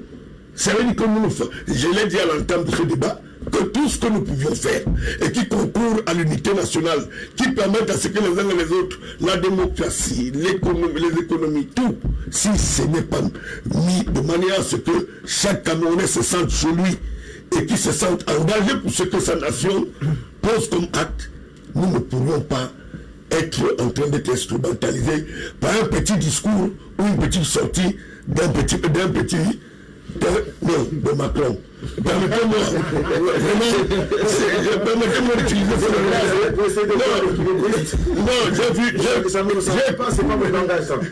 j'ai écouté Bison dire que quand Biya prenait le pouvoir, Macron faisait la classe de première. C'est si bien, ça fait plusieurs générations. Mais que pour moi, je suis traditionnaliste. Permettez-moi de dire. Vous vous souvenez que lorsque Emmanuel Macron allait au Burkina Faso, il avait tapoté l'épaule de Kaboré. Tous les Burkinabés, c'était, on va dire quoi, mais refusé d'accepter ce Frédéric, c'est de ça que je veux parler. Parce que chez moi, dans ma culture mamoise, l'aîné est sacré. Le droit de naissance est sacré. Laissez-nous les habitudes des Occidentaux. Mais là, on est en plein rapport de force que l'on a dit tout à l'heure. Non, mais occidental, africain. Non, tu as vu. C'est deux cultures différentes. Non, c'est bien deux cultures différentes. Mais sauf que nous ne sommes pas là dans le domaine d'une idéologie culturelle. Nous sommes dans la diplomatie. Mais il n'y a qu'à voir. C'est nous-mêmes qui sommes responsables de ce qui nous arrive. Vous savez que le Cameroun a tout. Le Cameroun regorge tout. Si nous voulons avoir des lettres de noblesse, si un petit frère comme Lison me manque du respect, je dis que je ne parle plus à son domicile. C'est terminé. C'est terminé. Je me contente depuis que Bien-être allait se soigner en Suisse. Il ne vit pas au Cameroun. Non. On peut trouver des mesures alternatives. Est-ce que vous avez dit que le président Paul Biya devrait refuser désormais toutes les invitations? Nous avions le pétrole, nous avions tout ce que la nature a voulu accorder à d'autres États en moitié, en émettant. Nous, on a tout, nous sommes un pays riche, le diamant, l'or et tout. L'Afrique en fragilisant l'autre, parce que si nous n'avions pas de gaz ici, la Russie continue. Vous avez vu, nos réserves en débit sont stockées dans un bureau à Paris, en France. Mais ils en font usage depuis Mathusalem. Si on s'amuse à faire ce jeu-là que vous non, je ne conduis pas. Non, je veux tout simplement dire qu'il y a des dispositions, il y a des méthodologies qu'on peut politiquement mettre en place qui permettent à ce que 5 ans. Je veux bien que sur le plan argumentaire, que l'enfant vienne avec des arguments qui permettent à ce que le vieux comprenne que son temps est un peu dépassé. Aujourd'hui, nous sommes dans un système informatique à l'heure très évoluée. Mais il y a des choses que je ne peux pas comprendre que mon enfant, fût-il Einstein, qui vienne et qui commence à me tapoter par l'épaule, bien qu'il me tienne un certain langage. Je crois que chez nous, ça n'existe plus depuis la nuit des temps. Même si le choc culturel, mettez-moi l'expression, dans la perspective d'un rétropédalage. Il faut pacifier dans le nord-ouest, le sud-ouest, du bref, le Cameroun qui connaît des crises ça et là, mais en même temps, on nous dit, face à des ennemis de la République, on négocie, on prend les armes, on utilise les armes. Pour le faire taire, il faut que les armes crépitent. Pour qu'ils comprennent et qu'ils respectent la République, il faudrait que les armes crépitent. Ce n'est pas deux sons de cloche en même temps. C'est Emmanuel Macron qui a dit dans son interview que entre la France et l'Afrique, ça doit être une histoire d'amour. Vous voyez jusqu'à quel point ça nous excite ici sur le plateau déjà. C'est vraiment une histoire d'amour. On l'aime et on la déteste. C'est une histoire d'amour, la France et nous. En fait, en diplomatie, il y a beaucoup d'hypocrisie. Vous devez sans doute le savoir, il y a beaucoup d'hypocrisie. Nous avons des éléments concordants. Disons que la famille Moulin-Fournier a été libérée à l'extrême nord du Cameroun après versement de rançon. Et on a même des éléments un peu plus précis quant au versement de cette rançon. Je rappelle à ceux qui ne savent pas que Moulin-Fournier, c'était un monsieur avec sa famille qui était au parc de Ouaza, qui était enlevé et qui travaillait pour une entreprise de gaz dont je vais taire le nom ici, là, une fois de plus, le gaz, le pétrole, on revient là-dessus.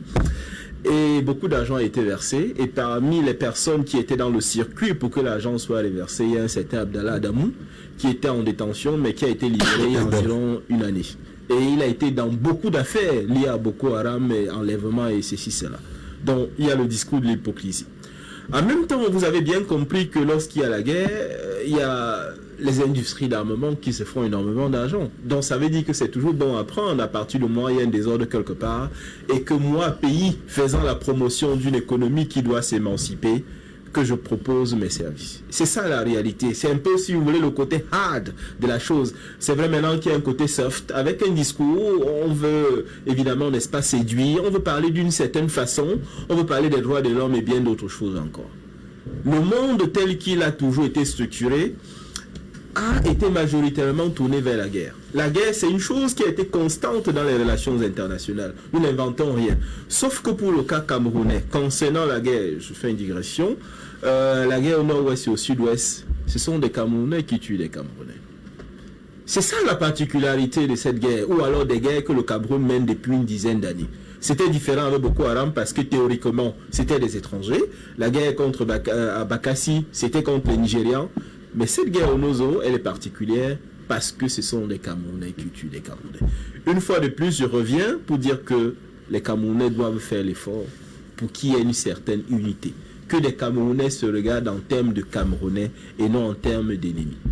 Maintenant, pour continuer, je dirais tout simplement que si le Cameroun doit donner des directions à son développement dans le domaine économique, politique et financier, il n'appartient guère à la France, évidemment, n'est-ce pas, de nous imposer quoi que ce soit. Il nous appartient, nous, Camerounais, de proposer nous-mêmes notre projet de développement. À la limite, les autres peuvent nous apporter des contributions pour que nous améliorons ce que nous avons. Malheureusement, l'idée que nous avons de nous-mêmes, c'est que nous n'avons rien sous la main. Nous sommes en train de consommer quasiment ce que les autres nous apportent. L'aîné parlait tout à l'heure de Mitterrand avec le fameux discours de la Baule, les ouvertures démocratiques. Je rappelle que si, lorsqu'on regarde la trajectoire, c'est évidemment parce qu'il y a eu cette injonction, d'accord, de Mitterrand avec le discours de la Baule, disant que désormais l'aide serait conditionnée à la mise en place de la démocratie, que finalement notre chef d'État a décidé de mettre en place, évidemment, n'est-ce pas, cette démocratie. Et nous y sommes entrés tête de main liée, sans évidemment être dans une logique de progressivité, parce qu'aujourd'hui on se donne l'impression, comme c'est la démocratie, on fait tout au même moment, tout sera bon tout de suite. Je rappelle que les États-Unis, l'alternance au pouvoir est matérialisée dans ce pays depuis 1952, sauf erreur. L'alternance au pouvoir avec la limitation de deux mandats, c'est depuis 1952 seulement. Donc ça fait juste quelques années, les États-Unis que nous prenons en exemple. Donc je vais terminer en disant tout simplement que pour chaque pays, que ce soit à l'intérieur ou pour l'extérieur, il faut un rythme. C'est ce pays lui-même qui définit son rythme en fonction de ses intérêts, prend un peu de l'extérieur parce qu'on ne peut pas vivre en autarcie. Mais c'est très dangereux lorsque nous prenons tout de l'extérieur pour pouvoir implémenter ce que nous voulons bien. Nous aurons ce qu'on appelle, n'est-ce pas, malheureusement, un développement qui ne nous ressemble pas. La France ne connaît pas la guerre comme le Cameroun la connaît aujourd'hui. Le Cameroun, c'est plusieurs points de guerre. Mais est-ce qu'il faudrait suivre, par exemple, le discours d'Emmanuel Macron, faire la guerre? Il faut comprendre que Emmanuel Macron s'est beaucoup plus appesanti sur le front de l'extrême nord, c'est-à-dire la lutte contre le terrorisme face à la secte islamiste Boko Haram, et a recommandé au Cameroun de s'impliquer davantage. C'est une recommandation de votre point de vue? Oui, une recommandation. C'est pas une injonction? Bon, prenons peut-être le qualificatif que nous voulons, mais je dis que c'est de lui que cela vient, c'est-à-dire le Cameroun doit s'impliquer davantage parce que le Nigeria et le Tchad semblent porter aujourd'hui le plus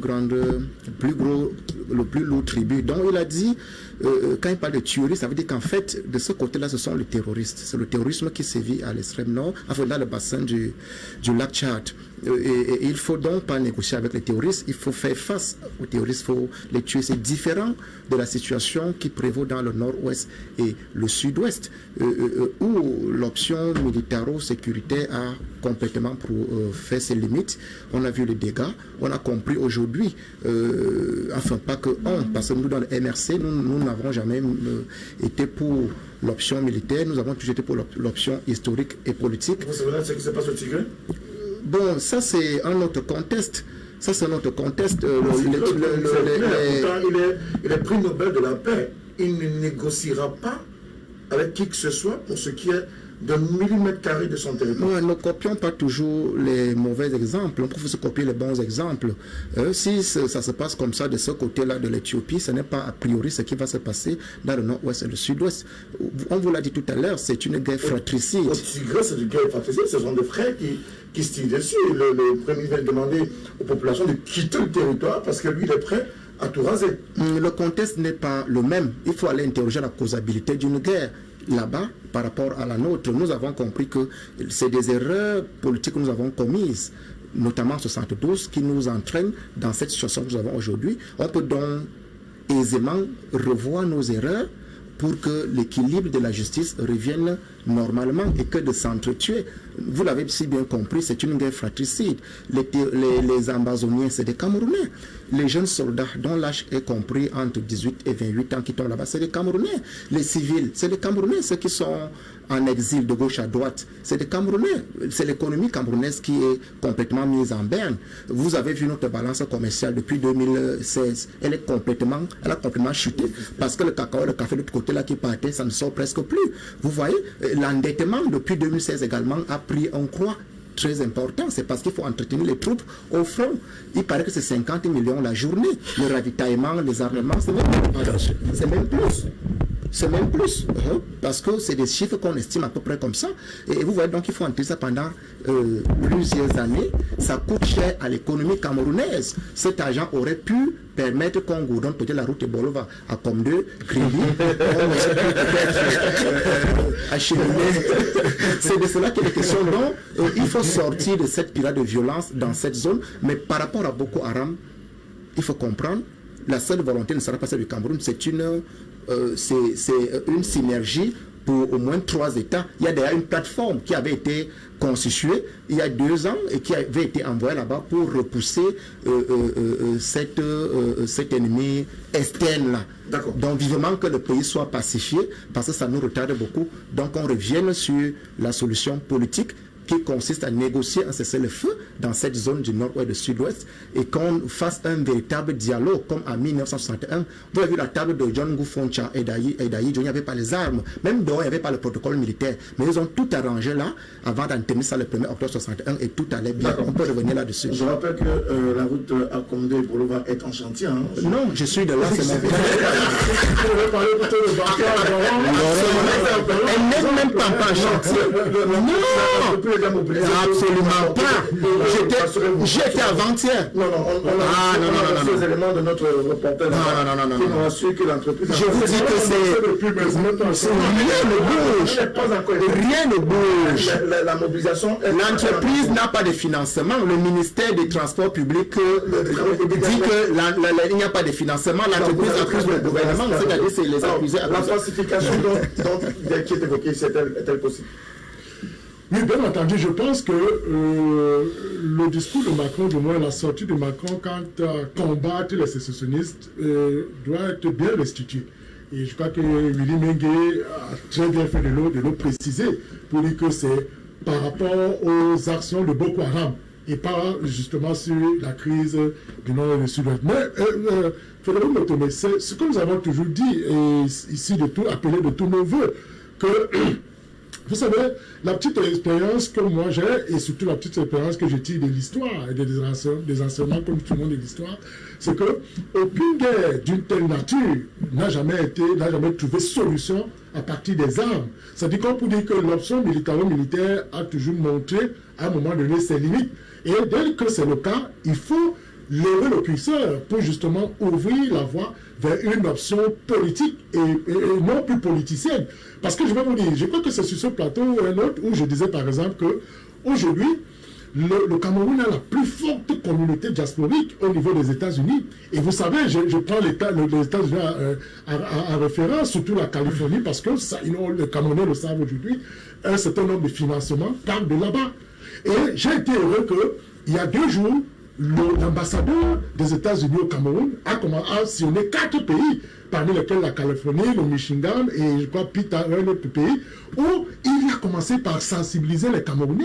Et il a eu une très belle réaction parce que beaucoup de Camerounais qui sont d'expression anglophone lui ont dit de mettre en place une commission de travail. À partir de cette commission, il va recevoir un certain nombre de propositions allant justement dans le sens de résoudre cette guerre. Donc moi je pense que l'option diplomatique dans la résolution de cette guerre me paraît être une option efficace et fiable. Bon, maintenant, et je l'ai toujours dit, M. Frédéric Motomé, il y a le grand frère connaître cet adage dans le bande qui voudrait que quand on se noie et qu'il y a la possibilité de s'agripper sur la queue d'un crocodile, pour sortir, on dit agrippe-toi sur la queue d'un crocodile. Et ça veut donc dire quoi? Ça veut donc dire que moi j'ai été très intéressé du discours du président de la République au pédestal des Nations Unies où il s'est dit être mendiant de la paix. Et je me suis toujours posé la question de savoir mais pourquoi le président ne mendie-t-il pas la paix au Cameroun? Qui est un pays qui lui a tout donné et qui lui-même a tout donné. Parce que ce n'est pas facile de faire 38 ans au pouvoir. Donc c'est pour dire quoi? C'est pour dire que cette guerre aujourd'hui, vraiment, sa guerre est arrivée tout simplement parce que il y a eu, comme j'ai souvent coutume à le dire, une attitude un peu répressive de l'État. Et c'est pourquoi moi je suis tout à fait d'accord et pessimiste, l'option pessimiste de ce que, peut-être avec la tenue des régionales, avec le principe du choix de la personnalité autochtone, on peut commencer à avoir quelques apaisements. Et je racheterai aussi par rapport à ce que M. Menga a dit tout à l'heure. Vous savez, on ne peut pas engager une option de la décentralisation et comprendre que les conditions de vie des citoyens continuent d'être ardues, compliquées. Regardez aujourd'hui, vous voulez établir une carte d'identité. Vous êtes obligé d'attendre que la carte vienne de Yaoundé. Pourtant, vous êtes à Douala. Vous voulez faire un passeport, vous êtes obligé de monter. Donc, il y a toujours ce centralisme à outrance qu'il faut véritablement régler. Parce que si là, on parle de décentralisation, la décentralisation, c'est quoi? En fait, c'est satisfaire le peuple où il se trouve. C'est tout. C'est-à-dire que vous avez vu, le 6 novembre, tous les Camerounais de la rue, on leur a demandé quel est le bilan du président de la République. Tous ont dit que c'était un bilan catastrophique, ce n'est pas bon. Et le président a dit, ok, donc maintenant, je vais émanciper chaque citoyen, chacun sera responsable à son niveau et va développer sa localité. Et d'où aujourd'hui, l'option peut-être régionale, qui est une option politique qui arrive, certainement, va certainement permettre que les conditions de vie des citoyens s'améliorent. On aura certainement le temps également d'évaluer la mise en route de cette décentralisation à travers les régionales et savoir véritablement ce que ces régions vont apporter au mieux-être, aux conditions de vie des populations. La décentralisation, c'est justement donner la possibilité aux populations de se sentir à l'aise où elles se trouvent à partir, bien évidemment, de l'ouverture, comme quelqu'un nous l'a rappelé sur ce plateau. Avant de prendre les SMS, il nous reste à peu près 18 minutes chrono en main. Il y a 5 minutes là-dedans pour les téléspectateurs à travers les SMS. Michel, je voudrais qu'on sorte un peu du Cameroun et qu'on aille voir sur la Côte d'Ivoire. Vous le savez, Emmanuel Macron s'est également intéressé à Côte d'Ivoire, au Mali, au Tchad à côté de nous aussi. Bref, il a pratiquement évoqué les relations de la France et ces pays qui sont sous le giron de la France. Il a évoqué le cas de la Guinée-Conakry, mais avec la Guinée-Conakry, je parlerai avec Éric Yambi tout à l'heure. En Côte d'Ivoire, il a salué la réélection de M. Ouattara, mais tout de même, l'a dit clairement et ouvertement, M. Guillaume Soro n'est plus la bienvenue en France, à raison de ses propos déstabilisateur vis-à-vis de la Côte d'Ivoire qui vient justement de relever le défi d'un processus électoral. Mais Frédéric, c'est pour ça que nous avions parlé d'un langage diplomatique souvent très hypocrite. Mais là, on est Vous n'êtes pas... Non, on est dans Ils lui ont l'hypocrisie. accordé l'asile, d'accord, mais maintenant ils disent, si vous continuez à tenir ce type de discours, nous allons vous faire dans notre Mais on comprend facilement comment la France elle est capable de vous sacrifier quand ses intérêts sont menacés. Absolument. Il n'y a rien à faire comme lecture au sujet de Guillaume Soro. Vous savez bien que Guillaume Soro a été le partenaire politique de M. Ouattara. Vous savez bien que Guillaume Soro a posé des actes en Côte d'Ivoire. Le fait qu'il se soit rapproché de Blé Goudé, aller présenter ses excuses à Blé Goudé et à Laurent Gbagbo, elle fait que c'est une espèce d'entente politique. C'est tout à fait normal. Quand on a commencé à arrêter M. Guillaume Soro en France, étant président de l'Assemblée, c'était suffisamment édifiant pour qu'on comprenne que la cause de Guillaume Soro est déjà entendue. Venir à le dire n'est que complément de ce qui est connu. Vous savez, vous n'avez qu'à prendre ce qui se passe. Il a fallu que le président rwandais dise qu'on ne parlerait plus le français, l'éducation, on va basculer avec les enseignements du français au Rwanda, à la suite de ce qu'il voulait qu'on arrête, qu'on continue les éliminations politiques des leaders des leaders rwandais qui étaient exilés en France. On a commencé à les prendre de partout. C'est un pool d'intérêt. Donc, l'attitude, la sortie de monsieur... c'est pas là que les Africains attendaient M. Macron. Là où les Africains attendaient M. Macron, c'était qu'ils disent à M. Ouattara que vous avez dit que vous ne serez pas candidat, vous ne vous représentez plus, ce serait plus loin. Il avait déjà reconnu que M. Ouattara ne pouvait pas être On ne peut pas dire quelque chose et son contraire, M. Moutemer. Il ne peut pas être en train de dire que M. Ouattara, vous avez déclaré ceci et que c'était une très bonne chose, qu'il vienne à reconnaître aujourd'hui la légitimité. Je ne vais pas vous couper. Vous savez qu'il y a un célèbre adage qui dit que si on lit les bœufs par les cornes, on lit les hommes par leur parole. Ça dit que le pacte sous ses valeurs, ça dit que c'est ce que tu dis qui te lit. Mais vous n'allez pas non plus ne pas reconnaître qu'il n'y avait pas un cas de force majeure. Non, mais moi je ne suis pas là. Ce n'est pas un problème de cas de force majeure. Je crois que l'USON vient de donner encore quelque chose d'assez illustratif pour que nous comprenions ensemble que tant que nous ne mettrons que des intérêts, tant que les États n'auront que pour amis les intérêts, les États n'ont pas amis, ils n'ont que les intérêts. Ce mécanisme s'implémentera, que ce soit chez nous au Cameroun, en Côte d'Ivoire, comme cela se fait en Guinée, partout où la France, la Côte d'Ivoire n'est pas exemple. La preuve vient de se faire opérer à travers le langage de M. Macron. Donc rien ne nous surprend. D'accord. La Guinée-Conakry n'est plus un très bon élève pour la France. Au regard du troisième mandat du président Alpha Condé, qui a été réélu aussi avec brio sur le terrain, avec 90%. D'ailleurs, M. Macron dit dans son discours, ou dans son manipule la Constitution pour rester au pouvoir. N'importe quoi.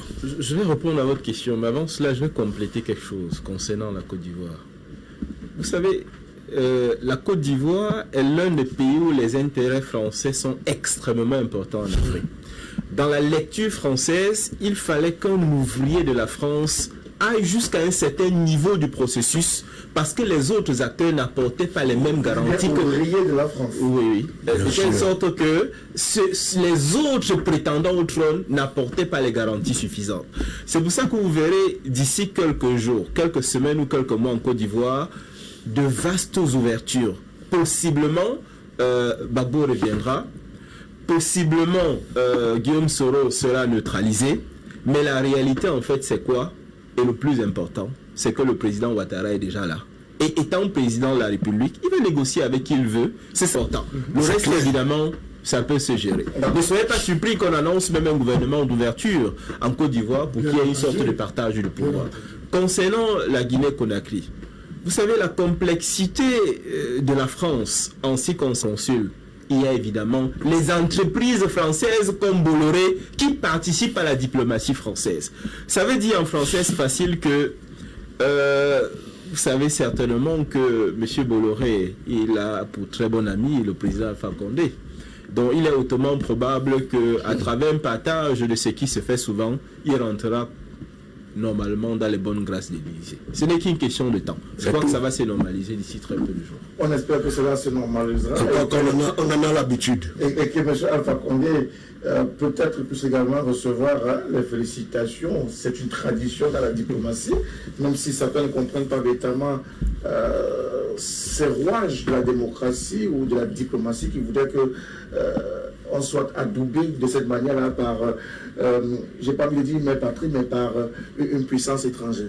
On parle avec vous du Tchad. Le Tchad également est au cœur du débat. Et on le sait, l'élection présidentielle est en cours. Est-ce qu'on s'attend à ce que la France... Une fissure sur la morale que la France peut montrer dans ces États de l'Afrique de l'Ouest, bon, ou par extension le Tchad. Quel que soit le cas, la France ne devrait pas cautionner la candidature de Alassane Ouattara et celle de M. Alpha Condé.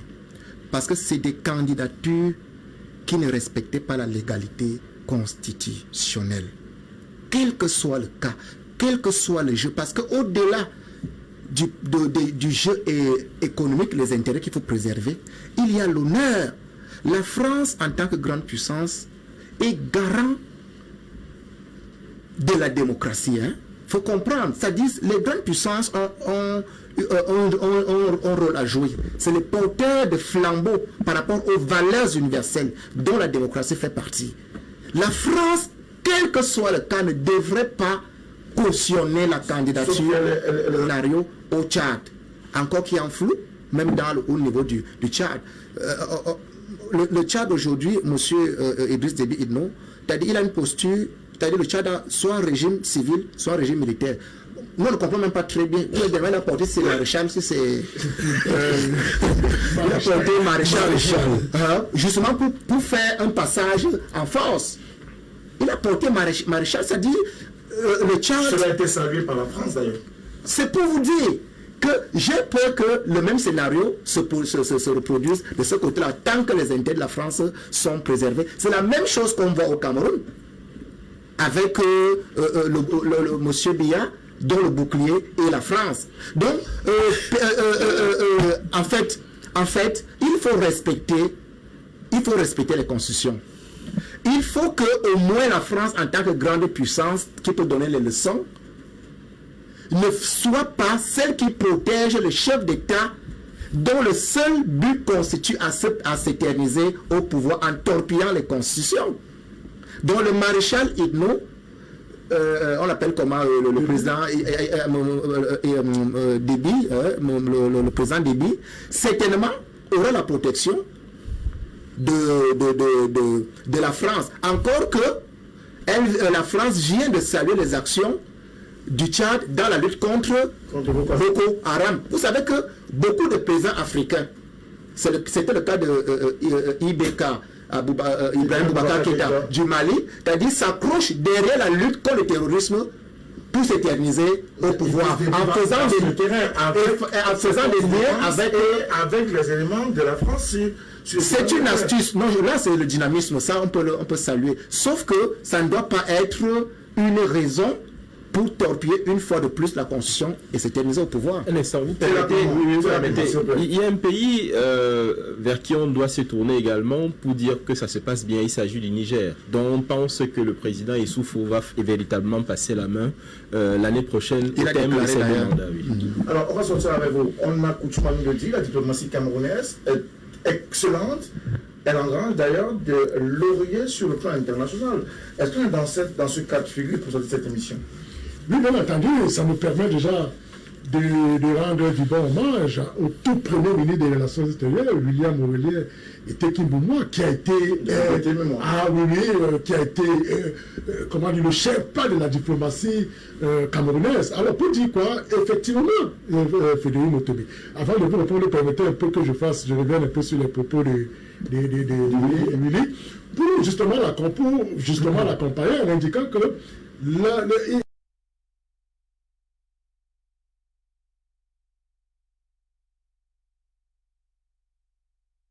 africaine. Et vous savez déjà qu'un chef d'État qui est candidat président, qui organise une élection, il sera très difficile de penser que il doit organiser les élections, il a perdu. Non, il a organisé dans quel contexte. C'est-à-dire qu'en réalité, le peuple avait sanctionné Abdoulaye Wade parce qu'il avait voulu faire un troisième mandat de trop.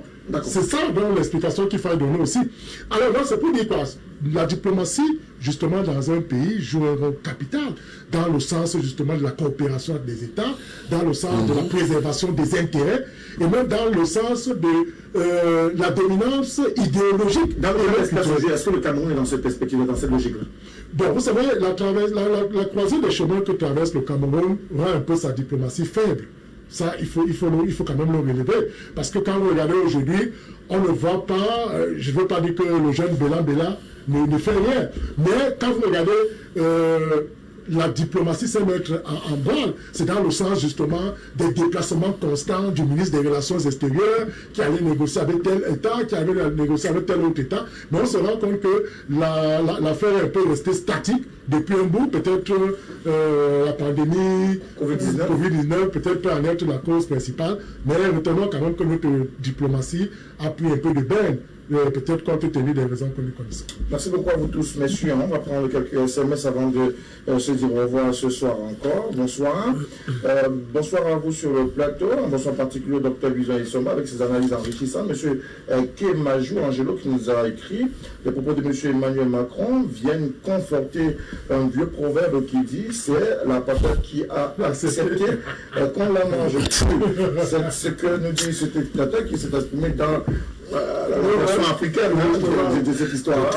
Bonsoir à vous sur le plateau, c'est monsieur Didier Alain Desmaillots qui nous écrit. L'émission était bien partie, malheureusement le MRC a repris sa ligne de mauvaise foi manifeste. Le Cameroun ne serait pas démocratique un temps, soit peu, ou un pays de non-liberté qu'il serait en train de s'exprimer ainsi sur un plateau de télévision. L'illusion MRC les rattrapera toujours tant qu'ils n'apprendront pas et resteront autour de la politique, puisque vous avez utilisé l'expression toto, je vous la renvoie. Être Camerounais finalement deviendra un métier que n'exerceront que ceux qui réussiront les tests. Le président Macron a tout simplement fait preuve une nouvelle fois de son immaturité politique et diplomatique, sachant le dire. De plus, la tenance, c'est quoi ce débat d'incompétence? Elle est simple. Elle est simple quand on fait sur le terrain ce que l'on veut ou ce qu'il faut. Votre émission, merci, je l'adore. Mais davantage, s'il vous plaît, gardez les autres, laissez-le MRC. C'est ce qu'il nous dit. C'est ce que dit M. Alain Desmaillots. M. Alain Desmaillots, tout le monde est partant pour faire une bonne émission. Bonsoir à vous sur le plateau. Et à votre illustre panel, vraiment le Cameroun est le point de mire de plusieurs pays en Afrique et notamment en Afrique de l'Ouest et centrale. C'est le pays où il y a des débats télévisés avec excellence en politique, mais pourquoi dans ces débats on entend toujours un seul son de cloche, notamment celui du MRC qui est à l'encontre des autres acteurs? C'est Roland de Niamey. C'est un fidèle téléspectateur que nous retrouvons avec beaucoup de plaisir dans le cadre de cette émission. Bonsoir à vous sur le plateau. Alors, le monsieur en veste noire et en cravate a des problèmes davantage, comme le parti politique qu'il représente. Est-ce qu'il pourrait davantage respecter la thématique du soir? Bonsoir à vous sur le plateau. J'entends dire que la France a des chômeurs, sauf que le taux de chômage est connu là-bas. Peut-il nous dire donner le taux de chômage au Cameroun? Vraiment, ce n'est pas sérieux. Il n'y a pas de RDPC sur le plateau ce soir, s'il vous plaît, Jules, depuis une commission à Yaoundé. Si, comme on dit, un panéliste a dit un panéliste, on ne doit pas regarder les opposants aujourd'hui comme on les regardait hier, les Oumiobe, NS Wandje et autres. C'est amusant car au regard de ce qui se passe en 2020, rien de différent avec l'oppression de 1960, à l'assassinat de Wandje, puisque ceux-là qui ont massacré les nationalistes sont encore au pouvoir. Si de nos jours, Oumiobe est reconnu héros national, le général qui se bombe le torse de l'avoir assassiné est reconnu comme quoi? Aidez-moi s'il vous plaît à répondre à cette question. Bonsoir à vous sur le plateau, c'est David depuis le Gabon qui nous envoie son message, c'est toute une Bible. Vous faites très bien de parler de ce sujet ce soir. Monsieur Emmanuel Macron provoque les Camerounais, c'est son avis, il est au Gabon, et il nous dit dans son propos, son seul regret actuellement est que les Camerounais ne sont pas un peuple violent envers les étrangers, car ils cherchent un prétexte pour une intervention militaire au Cameroun. La troisième fois qu'il commentera cette erreur, il aura une réponse, mais pas celle qu'il attend. Ce qui est marrant dans tout ça, c'est que M. Kamto Tous, un ministre, lui répond, mais personne parmi eux n'ose répondre à ce politicien qui a pour fils et ses grands-pères, qui a pour égal ses grands-pères, voilà, au niveau de la gestion du pays, et il n'a pas honte qu'à son âge, il n'a pas encore connu d'autres faits. Je ne vais pas rentrer dans, s'il vous plaît, les points dessous la ceinture, je ne les prendrai pas. David du Gabon, s'il vous plaît, essayez d'être un peu plus respectueux. Le président camerounais lui dira 3 mots un jour, et ce sera pour lui les mots de revoir à son poste de président. Le MRC, lui seul, sait toujours ce qui est mal pour le Cameroun, parce que c'est encore le Cameroun du président Paul Biya. Ils attendent défendre le Cameroun de M. Kamto, et cela n'arrivera peut-être jamais. Bonne émission à vous, c'est David depuis le Gabon qui nous a envoyé son message. Bonsoir à vous sur le plateau. Le MRC est malade, les Français et vous voulez vendre le Cameroun et le partager, surtout ces ressources à qui va profiter votre malheureux crime. Bonsoir à vous sur le plateau. Merci M. Moutomen. Grâce à votre émission, nous découvrons certains Camerounais qui ne comprennent pas la politique et davantage les enjeux du jeu joué par le président Paul Biya. Je reprends ces mots, s'il vous plaît. Bonsoir à vous sur le plateau. Il nous dit, on ne peut pas accepter qu'une ingérence soit faite au Cameroun, comme le souhaite le militant du MRC sur le plateau. C'est Barthes qui nous envoie son message. Autre message, bonsoir à vous, très bon thème. Je crois que si le président Macron a estimé qu'il faut une ouverture, c'est justement parce que le régime du RDPC est devenu répressif. Si on pense autrement que le régime RDPC, alors on n'est plus en sécurité et on est pourchassé. Les libertés ne sont plus respectées. On assiste à des arrestations arbitraires ou des arrestations arbitraires, pardon. Cette sortie du président Macron est la bienvenue pour notre Cameroun. C'est Makita qui nous a envoyé son message dans le cadre de cette émission. Bonsoir à vous sur le plateau. Je suis Sangou. Pourquoi il n'y a pas le représentant du RDPC? Il a désisté à la dernière minute. Monsieur, malheureusement, ne peut pas arrêter l'émission à raison de son absence. Bonsoir à vous. Félicitations à vous. Très bon panel, très calme et instructif dans le cadre de cette émission ce soir. Surtout, prompt rétablissement à notre ami et consultant Abel Imbelebel. Je rappelle qu'il a rejoint et a quitté l'hôpital pour son domicile désormais. Bonsoir à vous sur le plateau. Bonne émission, tout simplement, sur les téléspectateurs. Bonsoir à vous. Dit au docteur Bizoy Sonbak en 1982, quand le président Paul Biya prenait le pouvoir, Emmanuel Macron n'avait que 5 ans, donc il ne pouvait pas être en classe de première. Ce que dit ce téléspectateur. Vous voulez dire qu'il était petit, quoi. Bah, on a compris ce que vous voulez nous rappeler. Alors, autre chose, rappeler à M. Macron que le Cameroun n'est pas un pays francophone dans le sens le plus large du terme. Il y a le français et l'anglais, donc il ne peut pas nous donner des injonctions. C'est Patrick de Coton qui nous a envoyé son message. Et puis cet autre message, bonsoir à vous sur le plateau. Bonne émission encore, c'est un autre téléspectateur qui vient de le dire. Je reviens en vous disant bonne émission, c'est Jean-Oscar Obi qui nous a envoyé son message dans le cadre de cette émission. Plusieurs autres messages continuent d'arriver. On ne pourra malheureusement pas le prendre le temps de journaliste indépendant. Il est aussi écrivain, chercheur et davantage en relation diplomatique. Il vient d'ailleurs de nous produire, de nous commettre un très bel ouvrage, Le Cameroun, un très bon livre que j'ai eu le plaisir de commencer à lire dans sa version numérique.